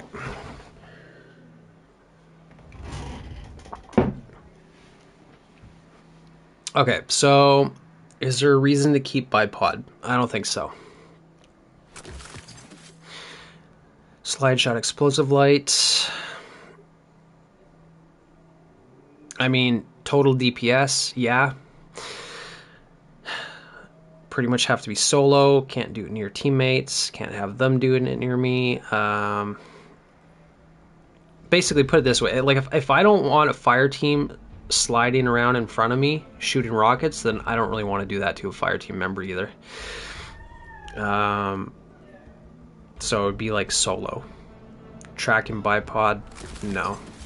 Field prep explosive light, okay, that's a contender. That's a contender. That's not. Don't need lone wolf. Auto loading, quick draw. Quick draw, quick draw. I mean, do I just keep this around for I don't know, like it's just too funny, I think. Another field prep explosive light, field prep Vorpal, tracking Vorpal. I mean, don't get me wrong, Vorpal's like 10% guaranteed extra damage, but it's just so subpar. Auto loading explosive, okay. So I got one GM roll. Auto loading Vorpal. That'd be a decent GM roll too, but I think, like I said, in GMs, it's so easy to get explosive light stacks. I'll take the 25% damage versus 10. Okay, so then I'm basically just left with explosive light and the double quick draw. Don't need that chill inhibitor. Okay. So out of the field prep explosive lights, are any of these locked? I think I'll just compare them on dim and then I'll lock the one that I want to keep. So compare field prep explosive light. Let's see. 3. Okay, so I got 3 field prep explosive lights. I've got one with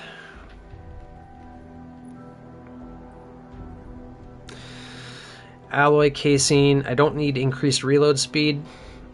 Man, this one's already got 84 reload speed, I guess thanks to alloy casing. So that makes field prep a waste, essentially, because you want to be capitalizing on that 50 reload from crouching. So you want to have your reload speed sitting around closer to 50, kind of min-max, right? Because if you can get your reload speed down to 50, you're up in your other stats, right? Because this is always 100. You just have to envision reload speed as 100 no matter what. Anything above 50 is a waste.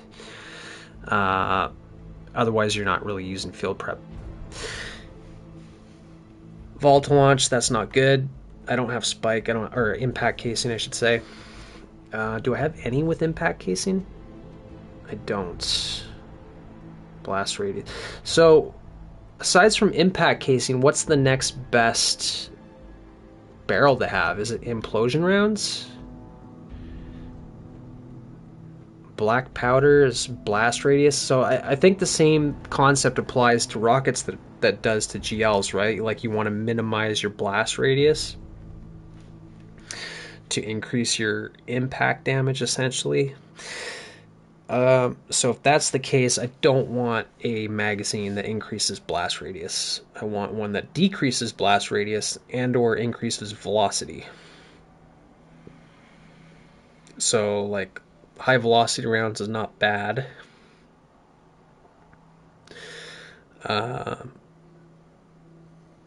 Okay, so it looks like there's only one keeper here. Actually, this one's pretty good. I'll lock that one. Okay, so I should be able to delete the other two. Yeah.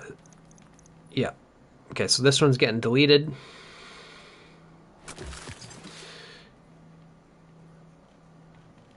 This one's getting deleted. Okay. So this is the only one that I'm keeping because it's got quick launch and implosion rounds. And velocity. So, I mean, it's nearly a 5 out of 5. Dang, nearly 100 velocity. This is kind of like the Crux like as far as the stat distribution goes, it's kind of like Crux termination. Not great all-around stats, but very good velocity. So yeah, I might, if I need to use this, I'll probably just masterwork it and fully enhance I it. think the second best one after impact casing is greatly increase reload unless you have frenzy or field prep. Okay, yeah, makes sense. I guess favorite specifically, like amongst most people, that would make sense. But two different functions though is the thing, right? So like if I wanted a magazine that did almost what impact casing can do, I'm assuming it would be implosion rounds, but yeah. Okay, so okay, take a snapshot. I'm taking a snapshot with the PlayStation right now just to say I had it, but I ain't keeping that thing around.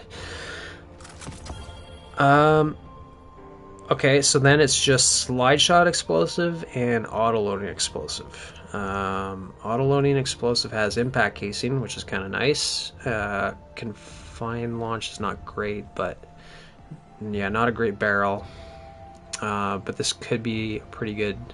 Yeah, that would still be a good GM rocket. I mean, I think it's the best GM rocket that I have that's not chill clip. So I'll keep that. Slide shot explosive light. So when would I ever use that? Because if I'm going to use slide shot, then I'd be kind of like trying to min max my DPS, right? But if I want total damage too, then it's field prep. And like if you're going to compare 100 reload speed, like what's better? Sitting there with 100 reload speed reloading the rocket, or taking the time to slide around? Like to me, like you're not actually saving any time really, because then you gotta run to sprint to slide. So in the time that it takes you to run to sprint to slide, you could have just had max reload with field prep with extra rockets. So I'll get rid of slide shot, and then I'll just keep, yeah. So I got one for GMs with auto loading. I've got one for sustained damage for bosses, etc. I could technically use either in GMs, but like just saying one's better tailored to one thing than the other is. But both pretty useful. So I think that's all. So I just went through like what 15 Heretics Fervors, and I'm keeping 2. Why do I keep going past rockets? Yeah, that's all of them. Okay, so that was a pretty fruitful clean out of rockets there. Okay, so I've gone through arc rockets, solar rockets, stasis rockets. I've only got one strand rocket because I have not partaken in any of the seasonal events, like for crowning duologue. So I don't have a crowning duologue, or I think I did get a couple, but I deleted them. So it's just Semiotician, which I'm not getting rid of because simply it's the only. And this thing, see, I crafted this too before Heavy GL's got the buff, right? So now I need to go back, and I'm pretty sure you can put explosive light on this. The downside is it's not a top tier frame, it's a high impact frame. So I guess counter to that point, if you're going to put bipod on any type of rocket launcher, it should be precision or high impact, since those frames give you more total ammo for less damage per rocket, so they're more designed for nightfalls, stuff like that. So I think bipod's still pretty decent here, but if I wanted to, I could switch it out for explosive light. Like I think high impacts have 10% less damage than adaptives and aggressives. Precisions are 5% less. Yeah, I don't know, but I don't really ever use it. It's the only strand rocket launcher I got, so it is what it is. Then I've got Void. Okay, so Void, I've got 3 different frames. 3 different frames of rocket launchers. And no aggressive rocket launchers. Do we just not have any aggressive Void rocket launchers in the game? Okay, so Faith Keeper. So I crafted this Faith Keeper with that Crux Termination roll in mind that I have with Clown Explosive. It's basically the best total damage and DPS combination that you can get on this.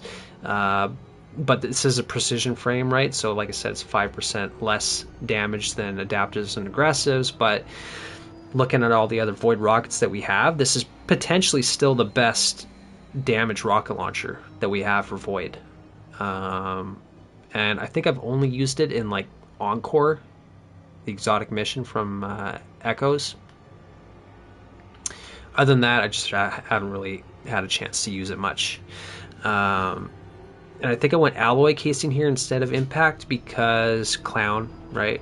And dumping all rockets fast, right? So that was another reason, like you were just saying, Giovanni, with alloy being basically the second best magazine to use outside of impact casing. So that was my logic for going with it on this roll, was because my reload speed is it's only 60 here, and I don't have a perk to max out my reload, so I just went with alloy casing because I think that gives you, well, I think it configures alloy casing into this stat right here, if I'm not mistaken. So I think that's just the highest reload I can get on it. So yeah, I mean, that's theoretically pretty good. Braytech Osprey, I basically just use this for GMs. I used it for GMs actually quite a lot. Especially did a few seasons in a row where I just wasn't really into farming GMs very much, but I just would basically go and guild conquer towards the end of every season, and I would just do so on Omnioculus on Night Stalker, because even if you don't know the Nightfall super well and you just want to get your Conqueror seal, you just go on the easiest build, which pre-prismatic I would argue was definitely Night Stalker, especially for LFGs, like just no mic GMs.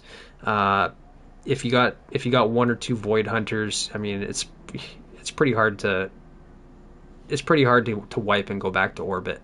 So, or even on Gerfalcons, right? Like, then you can get Vault rounds with this thing if it's Void Surging. It's definitely a very good GM rocket launcher, right? Even with bipod. So again, because this is a high impact frame, kind of like that semi-Otishan, I think if you're going to go with bipod on any type of rocket launcher, it should just be a high impact or precision. It makes sense here. I think you get like 15 rockets at least with this. So I mean, it's not bad. I might be thinking of field prep bipod, but I want to say with field prep and bipod, you can get even more than 15. Right? It's been a while since I used this.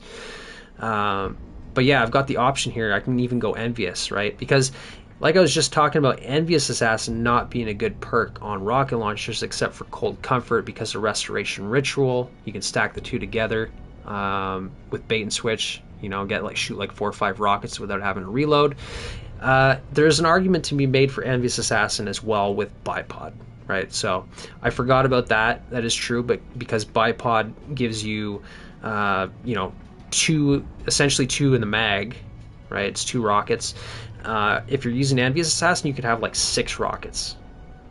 So I mean, even if the rockets are doing less damage, if you got 6 loaded and you never have to reload to shoot them, I mean, it's pretty good. So you can go either way with this. In fact, I consistently use both of these perks. Like, I have not made up my mind on which one's better. I typically still like auto-loading better because I just know that I'm always going to have 2 in the mag after X amount of seconds. Whereas Envious, it's like sometimes you got 2, sometimes you got 6, sometimes you got none, and then you're pissed off, right? It's just inconsistent.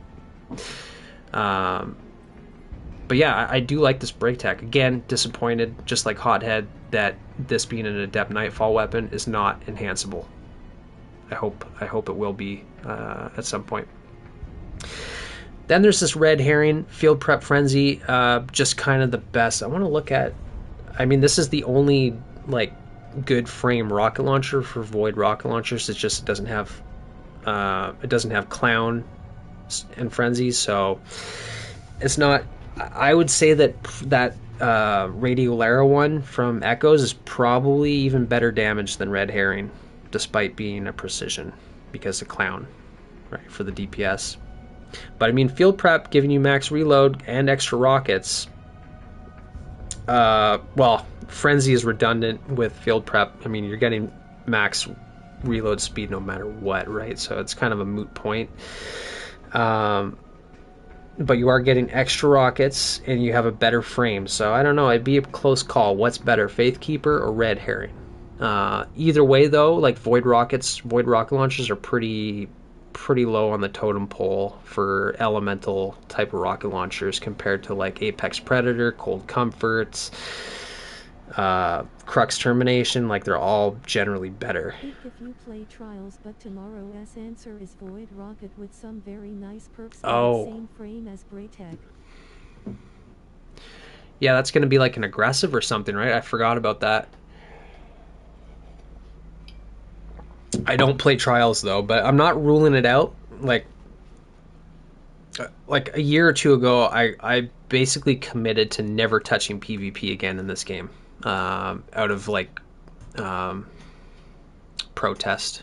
But then we got Tanash's Mastery, right? And I had already like sacrificed not getting Tusk of the Boar, so I gave in.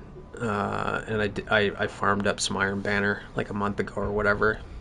So I'm not ruling out doing Trials, but it would have to be like an extremely good rocket launcher that is not comparable to any other rocket launcher. It'd have to look good, and Trials would have to be decently enjoyable, right? So if it's the same map, because normally Trials is just like one map for the entire weekend, right?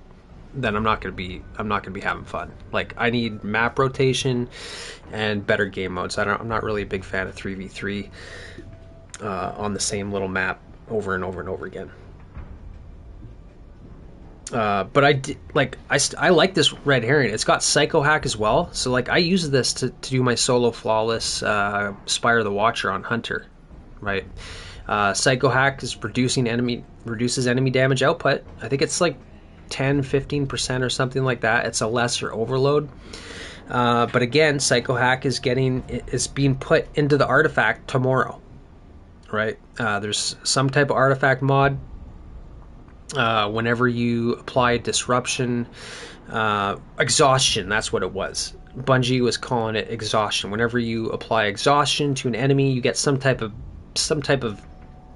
bonus in the artifact. I can't remember what it was, but they specifically named Psycho Hack, Overload rounds, Disruption, Sever, right? All of those types of debuffs that you can apply to enemies, they're all going to give you benefits. So, I mean, there's that going for Psycho Hack starting tomorrow, despite this being a 2-year-old weapon.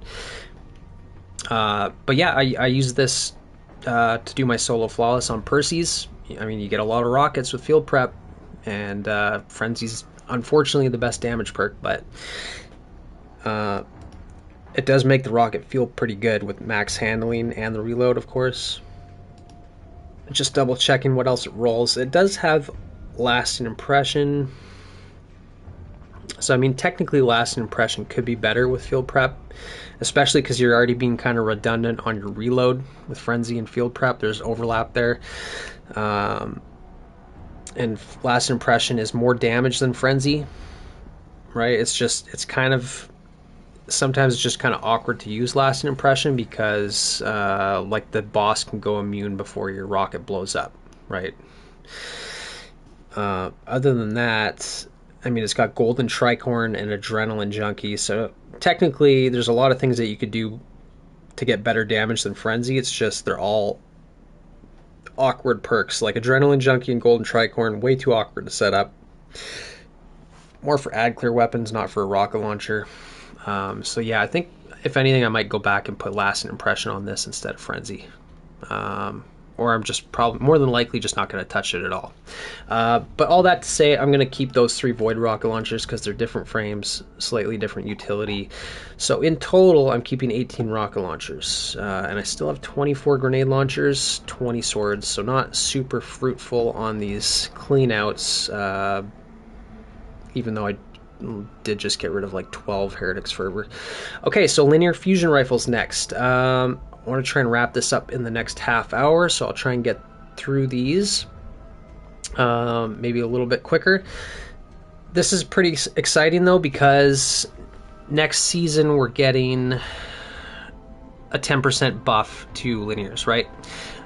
Or another way to look at it is a reversion to all of the little nerfs that we've gotten to linears over the past few seasons, right? Because first it was like a 5% nerf, and then it was, oh, bait and switch is also being nerfed by 5%, then another 5% nerf to linears. So like they just slowly got completely crept out of the meta, which is unfortunate because I like linears, and especially doing like my solo, trying to go to my vault, especially doing my solo puppeteer, sitting at the back of the map with Lorelei Splendor, using like Dragon's Breath or 1K voices. Like, how nice would it have been to just sit there with a solid linear, like how you used to be able to do a couple seasons ago, right? Linear, like since I've been playing Destiny 2 heavily, linears have basically been in the meta, or a contender in the meta, the entire time up until like this last season, like when heavy GLs just completely overshadowed everything, right? And linears got crept out. But despite that, like linears are still used a fair amount, like on your Ute and some wizards and divinity bubbles. Certain situations like that, they're okay. But yeah, just generally speaking, they're not in a good position. Like, if you're going to do precision-based damage, then you're most likely going to want to use,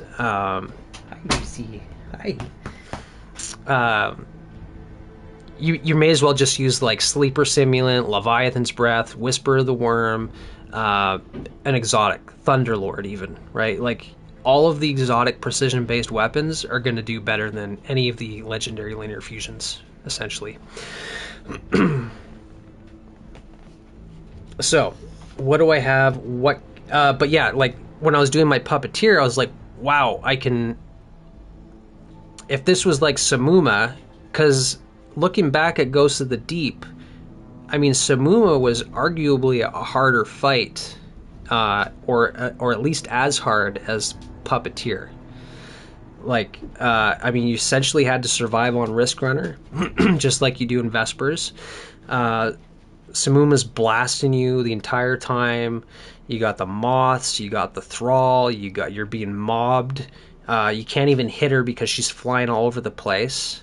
And I managed to solo Ghost of the Deep a lot easier than Puppeteer, and I think part of that is because I was able to safely sit in a rift. So I mean, I was playing on Warlock, not Titan for that solo flawless, but I was able to sit there, and my loadout was Arbalist and Storm Chaser, right? And that's just easy. Like, imagine using a rocket launcher or a grenade launcher on Samuma, right? Like on a wizard flying around in the sky. Forget it. Just not very user-friendly. So if linears were in a spot anywhere like where they were back in Ghosts of the Deep, or even Warlord's Ruin, like on Heffent, then I could have probably like shaved... I probably could have like solo 4-phased Puppeteer with linears. But it's not even an option right now because you're looking at like 7 phases with a linear. It's ridiculous. So I'm pretty excited for linears coming back. Even if it's just a 10% buff, it could be enough to change some stuff up. It would also be nice if they reverted bait and switch to 35% instead of 30%, but then again, like if they do that, then you're just looking at even more damage for grenade launchers and rocket launchers, right? So it's not really going to balance linears. It's just bait and switch was so like closely tied to Cataclysmic as far as bait and switch wasn't even on heavy GLs or rockets really until last few seasons. Okay, so what do I have here? So for arc linear fusion rifles, I've got 4. Move to Titan.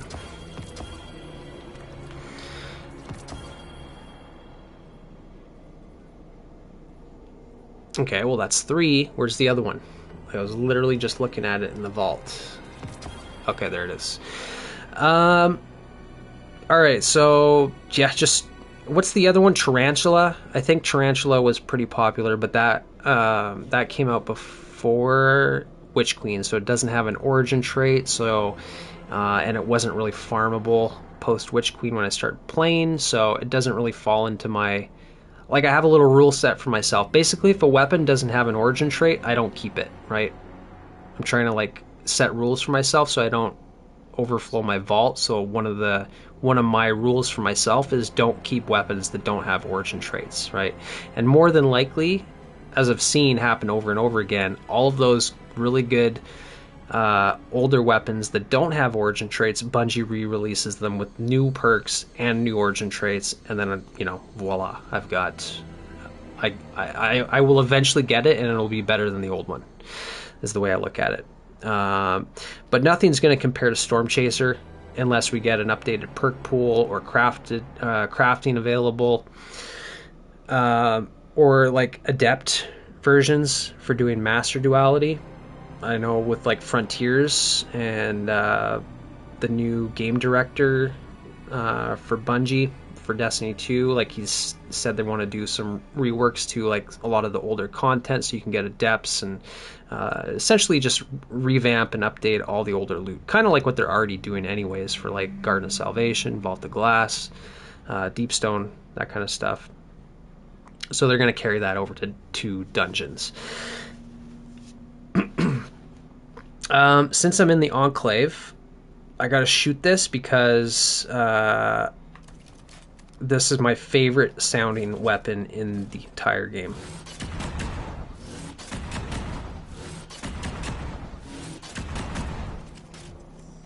It sounds so good. Such a good looking weapon.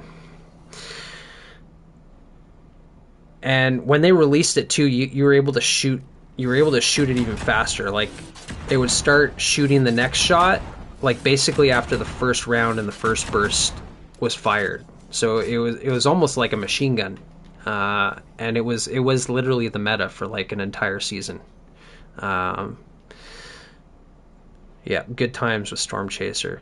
So, I mean, this was my main role. I think this is the one that I used to solo Samuma. Yeah, obviously would have been because it's got Frenzy instead of Firing Line. Frenzy is like the best damage perk on it. I think. What else does Storm Chaser roll?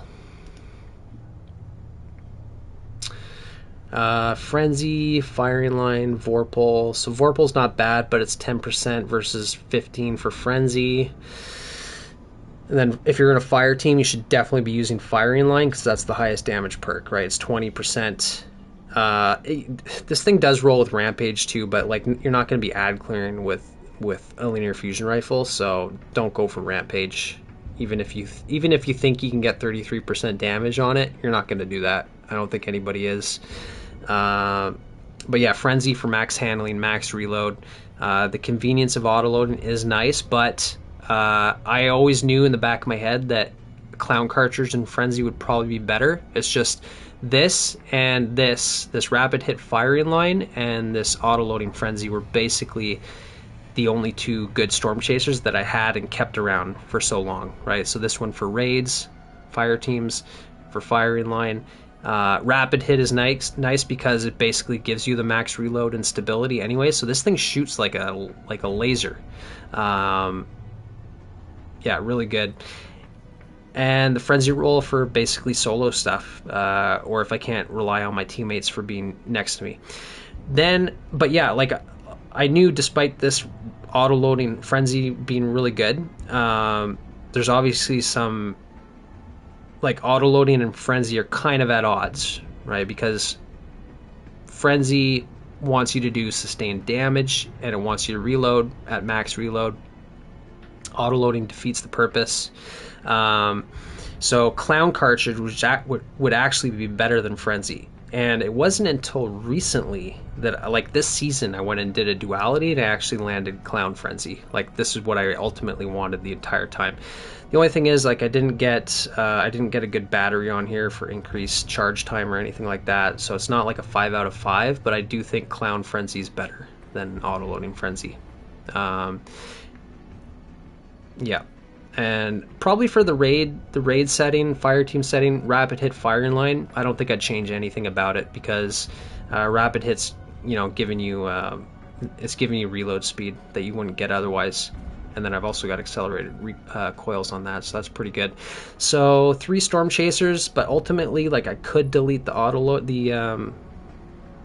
I could delete this auto loading frenzy one. It's just this is like my OG solo storm chaser, so it's kind of hard to get rid of that. And it's got liquid coils, so technically doing a little bit more damage than the clown frenzy one, but big picture, clown's probably allowing me to do more damage anyways, at least as far as sustained. I don't know, I'll hold on to those for now and see how linears feel in the next season. Line in the Sand is the only other arc linear that I have, and this is the only one that I've kept. And this, I feel like this should be a shiny as well, because it's got the double perks from farming Enigma Protocol for the first chest. Clown Bait and Switch is good for just, universally speaking. But I like this for Deconstruct Bait and Switch. I made a video about it. Actually, it was one of my most viewed videos in the last couple seasons. I used it on Devil's Lair on a Stormcaller build, and I just kind of demonstrated how good it was, like, because you got a lot of vehicles in Devil's Lair, right? You got I don't think Sepix Prime, or the boss, whatever his name is, I don't think he's coded as a vehicle, but you do have the walkers, you have the brigs, like you got the battlefield section, right? So this thing just totally melts the walker. Like, it's actually kind of funny. Like, you just pop its legs off with like one shot once Deconstruct and Bait and Switch are procced, because it's 30% and 40%. So like multiplicatively, it's like what, 75, 80% extra damage. It's pretty ridiculous. Deconstruct, but then again, like I've always said with Deconstruct, I would go with this even if there wasn't any vehicles or constructs to deal with, because Deconstruct is reconstruction. It's literally reloading the mag as you do sustain damage, right? It's not going to do it passively while your weapon is stowed, but it's going to reload it while you're doing damage, which is arguably even better than reconstruction, right? Because you don't have to put it away and forget about it. You can actually just keep using it, which means that you're going to like get more mileage out of Bait and Switch too. So I'm a big fan of this weapon. When I first saw it, just for the simple fact that it's a precision frame and it's not a burst, I was kind of underwhelmed, despite it having Bait and Switch. But when I started using this, like, I just shot that Storm Chaser. Like, the way that this sounds and feels is pretty incomparable to me. Like, it's just got that wow factor. And even though this thing looks kind of goofy, and like I said, underwhelmed at first, this sounds pretty freaking awesome too. Like, as far as linears go, these 2 arc linears are the best sounding linears in the game that I've used. They just sound very, I don't know, they just sound aggressive. I like it. So yeah, that one's obviously not going anywhere. That is kind of like, I don't know, it might even be better than Storm Chaser, generally speaking now. Okay, what else do I got? Solar. Okay, there's some pretty darn good solar linears here. Remember on that 7 magazine size how many bullets Ref found it? On Deconstruct? I want to say, I can't remember off the top of my head, but I would say, based off experience, if you have 7 in the mag and you can get Deconstruct procced within like 2-3 shots, you could probably shoot a good 10-11 shots in a row before you have to reload. Like, I want to say it extends the mileage of your magazine by a good 50%. I wonder if there's some information on that actually on DIM. But like, I've used Deconstruct a lot on a lot of different weapons. So let's see here. Deconstruct, number of hits required. Okay, so reading Deconstruct on Dim. Dealing sustained damage grants bonus damage against vehicles and constructs for an improved duration and refills ammo from reserves. Most people seem to remember Deconstruct as refilling ammo from thin air, not from reserves, right? So this was when Bungie changed that, because it was obviously broken on Edge Transit. Then everybody just kind of went, "Oh wow, it's garbage now. Like it's a garbage perk." But I think that was just kind of a community oversight, just because a lot of the main people in the community making content were like, "Oh, it's done, it's trash." So a lot of people just kind of followed suit with that, and just kind of overlooked. Because I never hear anybody talking about the fact that Deconstruct refills your mag. Like it doesn't have to give you free ammo out of thin air. It's still refilling the mag, right? In the same way that Reconstruction does. So if you think Reconstruction is good, or Envious Assassin, or any of the reload perks, then you should also think that Deconstruct is pretty valuable as well. But okay, so what else? Damage with primary ammo or against constructs provides additional progress, right? So you build up Deconstruct, you get the buff faster on vehicles. Community Insight. Upon scoring multiple hits within 6 seconds of each, refills 10% of the mag. Rounded up from reserves.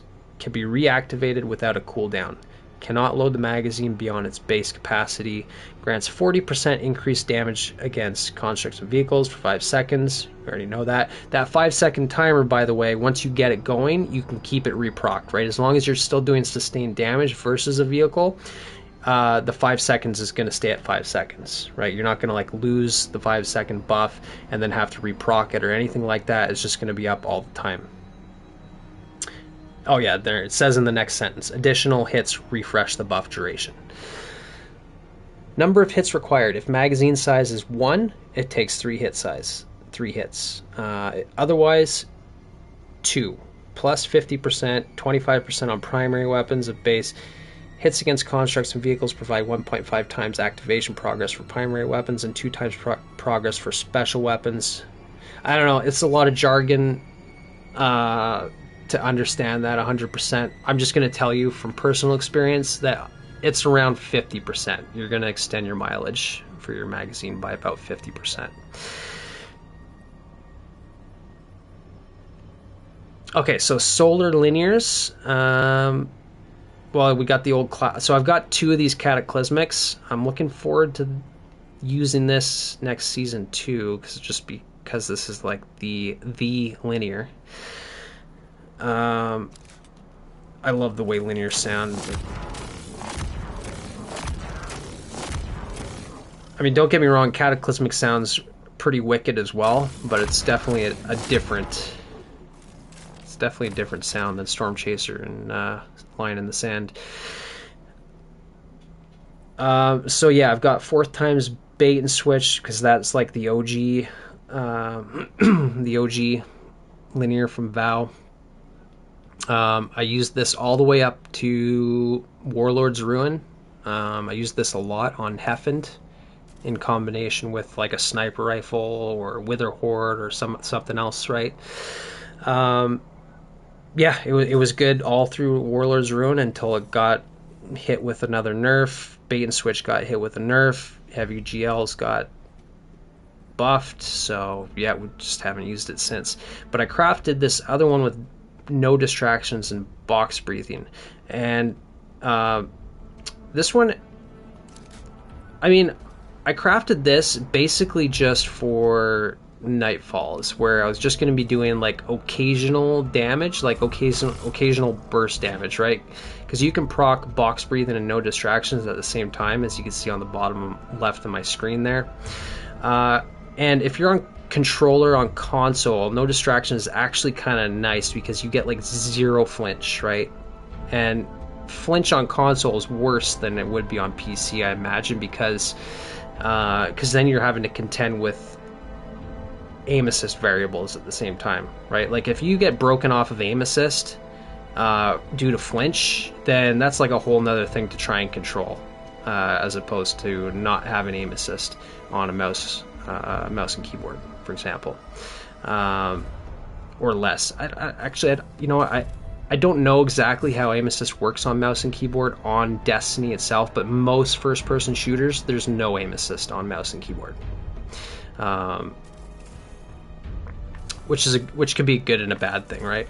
There's disadvantages and advantages to aim assist, but yeah, box breathing is going to proc for 33% damage, right? So, actually, if I look it up. Right, so if I don't want to do any like bait and switch work to get the buff, and I just want to shoot one shot out of this linear and do max damage, I'm just checking the buff on dim. I seem to remember it being 33%. Increased aim assist fall off distance, precision for scouts. Why is it not? Oh.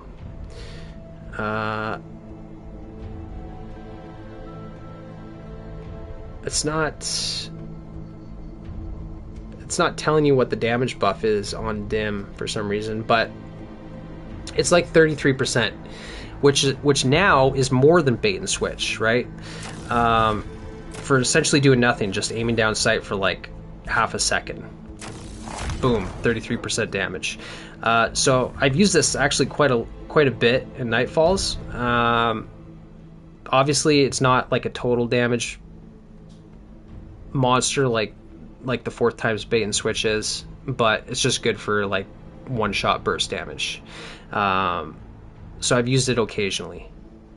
But the interesting thing is, now that bait and switch has been nerfed, it's actually less damage than box breathing, and there's a special way to craft this cataclysmic that I think I saw Duddits had put up a video about it a while ago. I think post bait and switch nerf, that if you craft this with liquid coils, I think it's liquid coils.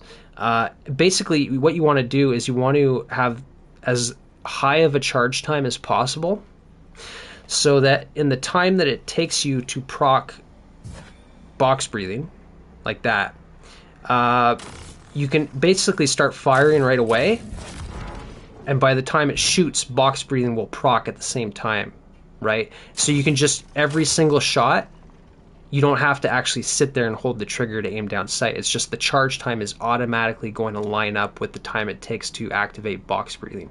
So you can essentially shoot this thing without ever having to reproc box breathing. It's just going to be up on every single shot. So you could technically build this out with 4th times the charm and box breathing and do more damage than 4th times bait and switch. Right? I mean, that's the theory. But that would require some more testing on my end to actually confirm that. So I'll keep the 2 of them for now. I might end up taking no distractions off, even though it does synergize with box breathing. You know, 4th time is kind of hard to pass up, especially if I'm going to use it especially if this ends up being superior than bait and switch now. Then I'll definitely go 4th times, and then I'll be using it on bosses and stuff like that. Briar's Contempt, Rewind Surrounded. This is my personal favorite role on here. I've featured this weapon in action in some boss builds videos, I think on Samuma, or not Samuma, it was Ektar, soloing Ektar. Basically like solo 3-phase damage, which back then for Ghosts of the Deep, solo 3-phase in Ektar was pretty much a feat. And this thing was doing the job, right? Because it's got harmonic resonance, so it does more damage to light bearers and tormentors, right? So I also use this like in Cataclysm for Root of Nightmares, like the first encounter. Any content where there's tormentors, I mean, this thing is pretty good at popping shoulders and doing crit damage.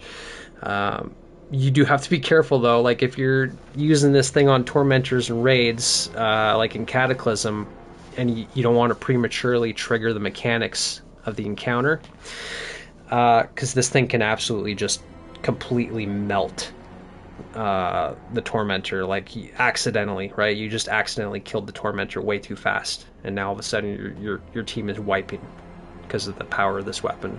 Like, that's how good it is, or was, right? About to be better, essentially.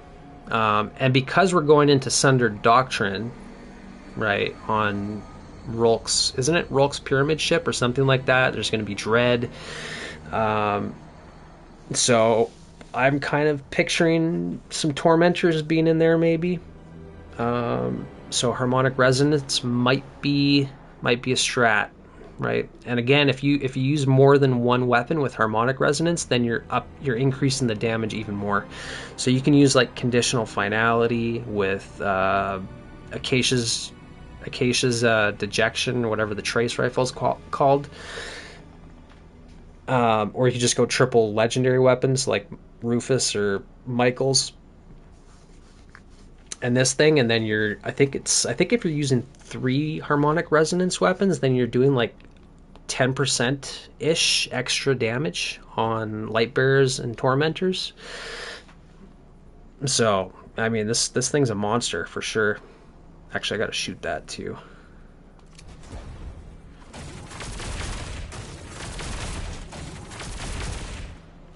Yeah, so pretty cool. Definitely doesn't sound as good as Storm Chaser or Line in the Sand or even Cataclysmic, but it's a good looking weapon and it is a complete monster. But I do have a good reason to delete it for this reason here, because this one also has Rewind surrounded, with Envious surrounded, with Reconstruction surrounded. So pick your infinitely shooting perk choice there with surrounded, and you can't really go wrong. The only thing is, this is a range masterwork, and I think I have a stability masterwork on mine, on my crafted version, because I do find stability, especially on the aggressive bursts, or they used to be called just aggressives. Now they're called adaptive burst, which doesn't make sense because I find these are the more aggressive linears. But yeah, stability definitely helps with the burst linears for keeping your shots on target, less recoil. So yeah, I think this one has, well, can't tell anymore. No way to know what I did here for the masterwork. I guess I'd have to look at it at the crafting table, but I'm pretty sure I would have went stability. Or maybe charge time, if charge time is an option. I can't remember. So this thing's got range, not ideal, but these can be completely changed out for whatever I want at the crafting table. Like, I don't have to use accelerate. I can use liquid coils if I want, even though it's not an option. So yeah, if I get the spoils and everything, I might just call this the better Briars, because that's pretty juiced. 9 perk roll combo. Well, I mean, yeah, there's 9 unique combinations, but I would never use High Impact or Paracausal Infinity. I'd just basically use Surrounded. Masterwork on Dim. See, I just tried doing that on one of the weapons that I enhanced or masterworked, and it still wasn't showing on Dim. But maybe I'm just looking in the wrong section. And I'm pretty sure that you can check it at the crafting table, because I think you might be able to change the masterwork. Not for adepts, but like for weapons that you actually craft. But yeah, if this thing had Frenzy as an option here instead of Surrounded, that would be even more juiced, because Surrounded isn't always, it's not always applicable. Yeah, it rolls Frenzy and Focus Fury. I used to have a Focus Fury roll that I was keeping around, but it's like, I hate Focus Fury. Like, yeah, 20% extra precision damage sounds nice, but you have to spend half your magazine to get it, and then you have it for 11 seconds, but, there's just so many other perks where you can just get it kind of automatically. So I think I'd prefer Frenzy. So yeah, if this thing had Frenzy in here, this would be perfect. Ideally with stability as masterwork. But I'll keep it around for now. Okay, so that's it for Solars. What else? There's Stasis. Okay, almost through this. Got a bunch of Void, Strand, Stasis, still quite a bit. It's already 1 in the morning, so I'm going to try and wrap this up here soon. Okay, so for stasis, we've got the Taipan, right? The stasis Taipan, the Suspectum 4FR. Don't ask me why I masterworked this. I don't know why I thought it was a good idea. Precision Instrument is like worse than Focus Fury. Like, I think I hate them both equally because Precision Instrument is like, yeah, you can get more precision damage than Focus Fury, but you can never miss a shot. You miss one shot, you got to build it back up. So it just kind of sucks for that. And I think they even nerfed the damage. Like, at one point, it was pretty good. I think it was just good with the Void adaptive burst because you were able to essentially build up Precision Instrument from the 3 shots in the burst. But now they nerfed that, so I don't know. And then I'm keeping this Envious Chill Clip for God knows what reason, just for having more Chill Clip shots. Although I will say that Chill Clip is a pretty useful perk on linears for Tormentors again, because popping Tormentor shoulders is pretty easy to do with linears. So you can, especially if it's not a boss tier Tormentor, you can freeze them, right? Just like you can suspend and disorient some Tormentors, those same ones, you can freeze them. So that's why, like, I've used this Fire and Forget specifically for that, with Field Prep and Chill Clip. This is just a Tormentor weapon, basically, right? Controlling Tormentors. Pretty fun. With Vice Stinger, so you get some free reloads every now and then, or you can go Ambush for a bit of extra damage, right? Ambush is actually a pretty good perk.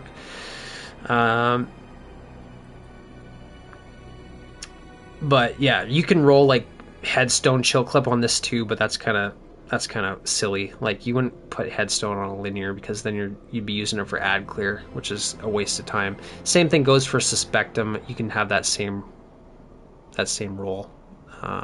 Bit of a bait combo. So I don't know. I'll just keep these around, see how they feel next season. But I'm really not. I'm not in love with the Suspectum at all. I don't even think I've ever used it. Look, zero defeats. I just dumped a whole bunch of resources into it for essentially no good reason. Okay, so then on to Strand. Strand. Take those over. Do we only have one Strand linear? I feel like we had. Oh, right, there was the Gambit one. You can get a Gambit Precision. You can get the Strand Taipan as well. So you got a Stasis Taipan. You can get a Strand Taipan from Gambit. I can't remember what it's called. It's Laser Painter. Yeah. I used to have a pretty good Laser Painter with like triple tap and Vorpal, but Precision Frame linears are already like the worst linears anyways, outside of 4th times Bait and Switch Cataclysmic. But like Precision Frame compared to Adaptive Bursts are doing more DPS. So unless you have really good perks on a Precision, yeah, not great.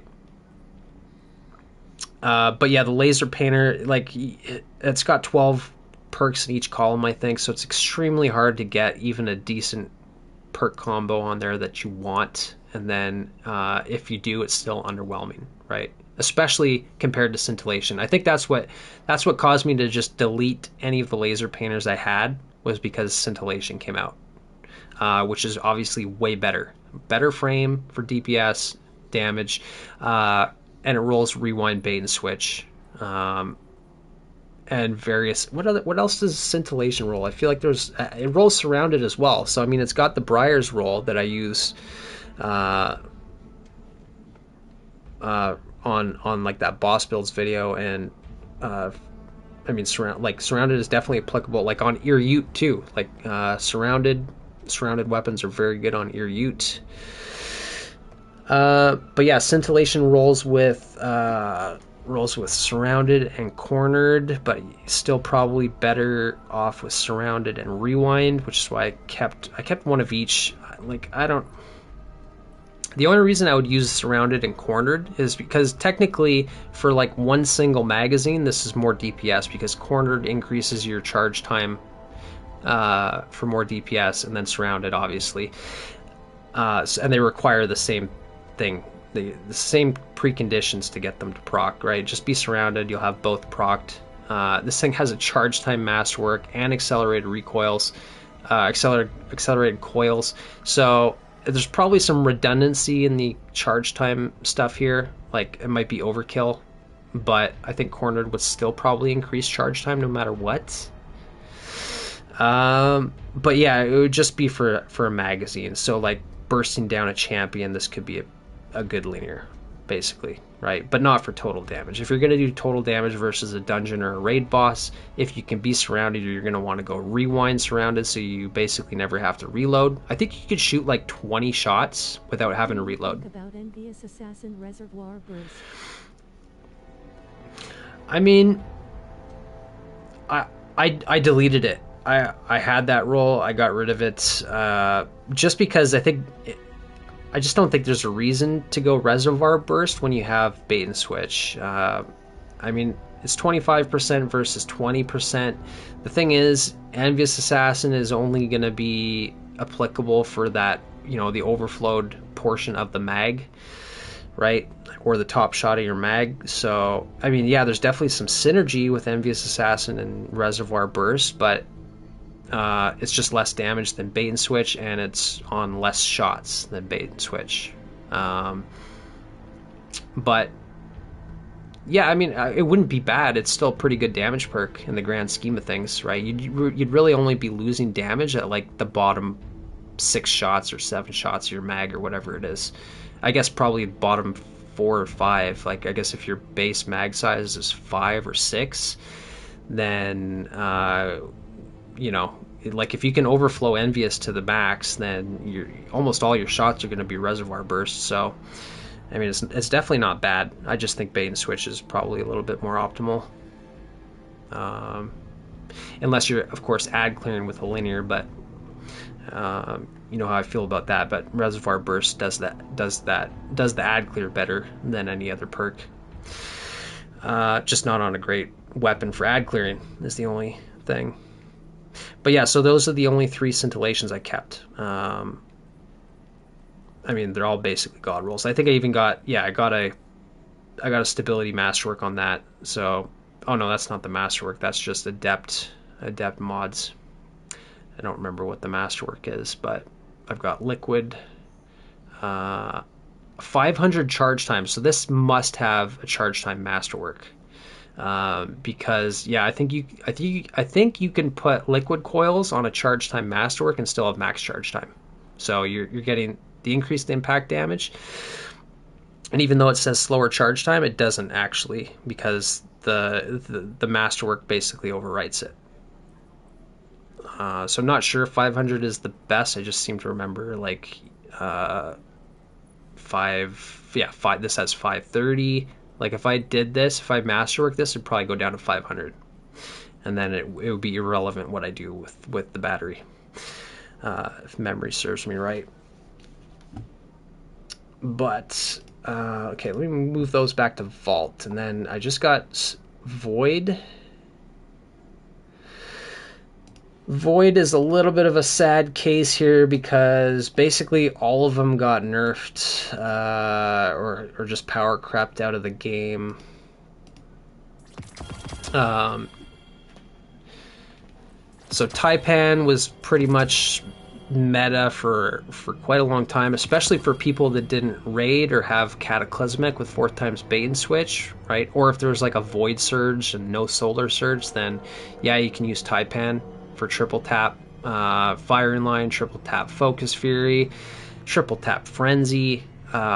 I used to have Frenzy. I ended up, for some dumb reason, switching it to Focus Fury, thinking that was like the more synergistic role because it's a precision frame, and triple tap requires precision kill or precision hits, and so does Focus Fury. And Frenzy doesn't necessarily, like, I still think Frenzy is just the better perk than Focus Fury. But if you're in a fire team, then you obviously want to go Firing Line, right? So I'll keep both of those, like a solo roll and a fire team roll, kind of like what I do with a lot of these heavy weapons. Then we got Doom Petitioner, the first adaptive burst for Void, so, you know, it was pretty exciting when it came out in Season of the Wish, because it's like, oh yes, finally a Void version of Briar's Contempt, with reconstruction and surround. I think it rolls rewind rounds as well, maybe? No. It does roll attrition orbs in the left, that's kind of interesting. Deconstruct is in the right, not the left, so that's not great. Now that Reconstruct has been nerfed on this, like, you probably want to go Envious Assassin, because you can do that. That way you can use it to dump more ammo during damage phase. I mean, Reconstruction's only going to benefit you for like 10 shots or so, and then you got to stow it and wait forever, or just reload it, which basically defeats the purpose of Reconstruction. So Reconstruction, better for passive gameplay. Envious, better for dumping ammo on bosses. So that needs to be changed since the nerf. Also, this thing rolled with Precision Instrument, which I did have on here, which I got rid of because Bungie nerfed it. Like, it was stacking Precision Instrument very fast due to the burst.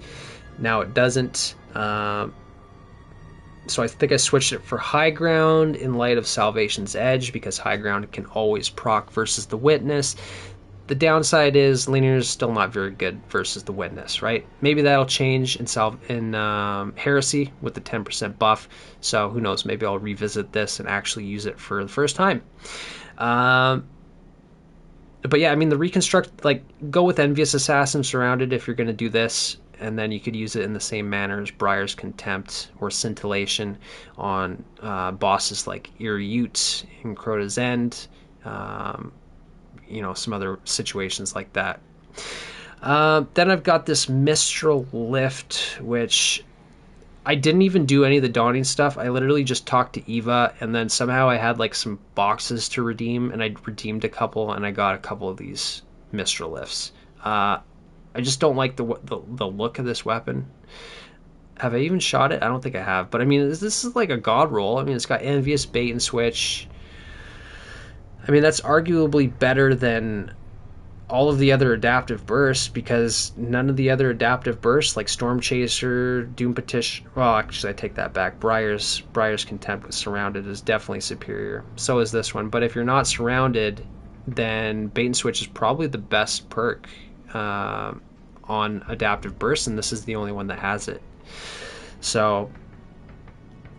yeah, if you manage to get a good Mistral Lift, I definitely wouldn't argue with you if you wanted to keep it. This one's got Withering Gaze and Firing Line, so I mean, obviously you'd want Withering Gaze and Bait and Switch, but I think I'm just keeping this for the utility. I'm probably just going to delete both of these though, just because I just don't feel good about having the event weapons, because I don't do anything to earn them, and I just generally don't really like the way they look. I'll shoot it though, just to see how it looks and feels. Like, I don't really want the snowflake either. It sounds like Taipan. It's a burst Taipan. And it's got a nice zoom on the scope. Like, if you compare this to Briar's, that's way cleaner. Or even Fire and Forget. I don't think Fire and Forget is that clean. Like, look how small that scope is. I mean, yeah, they did something right with that Mistral Lift, I gotta say.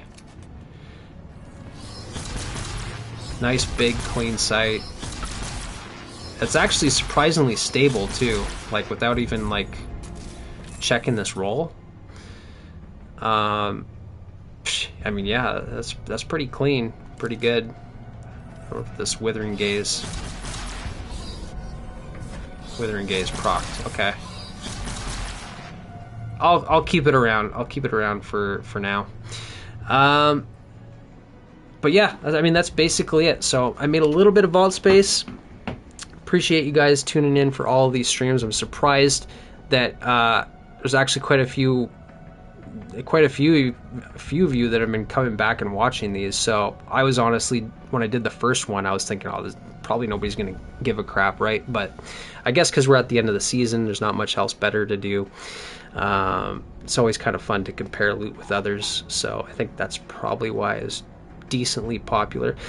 But yeah, I'll be looking to do another one of these maybe as we start getting settled into heresy, like once we've kind of got the bulk of the weapons kind of figured out and farmed up. Interesting. Thanks for sharing. Yeah, no problem. Yeah, thanks for tuning in to all of them, Giovanni, and I'm glad you made it to this one. I tried to keep the time consistent, even though I skipped my time on the weekend to do it just because I had to. I was kind of forcing myself to finish the solo on Vespers, which I finally got done yesterday. So getting this done last minute before reset, which is good because if I didn't do Vespers until today, then I probably wouldn't have had any reason to stream this vault cleaning session because I mean tomorrow everything's going to be different. Nobody's really going to care about vault cleaning tomorrow. So yeah, so I mean yeah, that's basically it for me.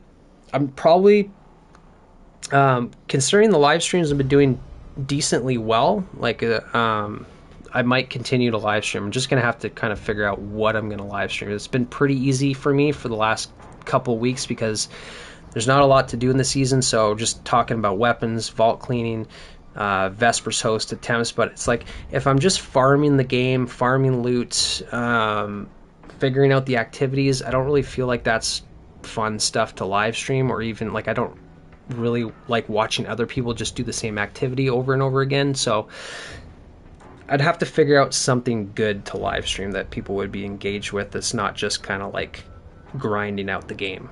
Right? I don't want to do boring stuff.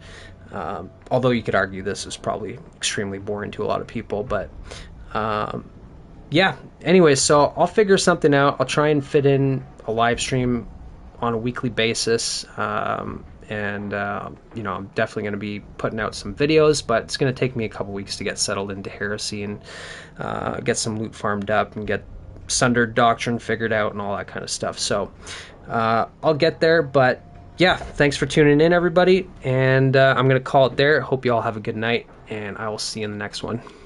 Take care.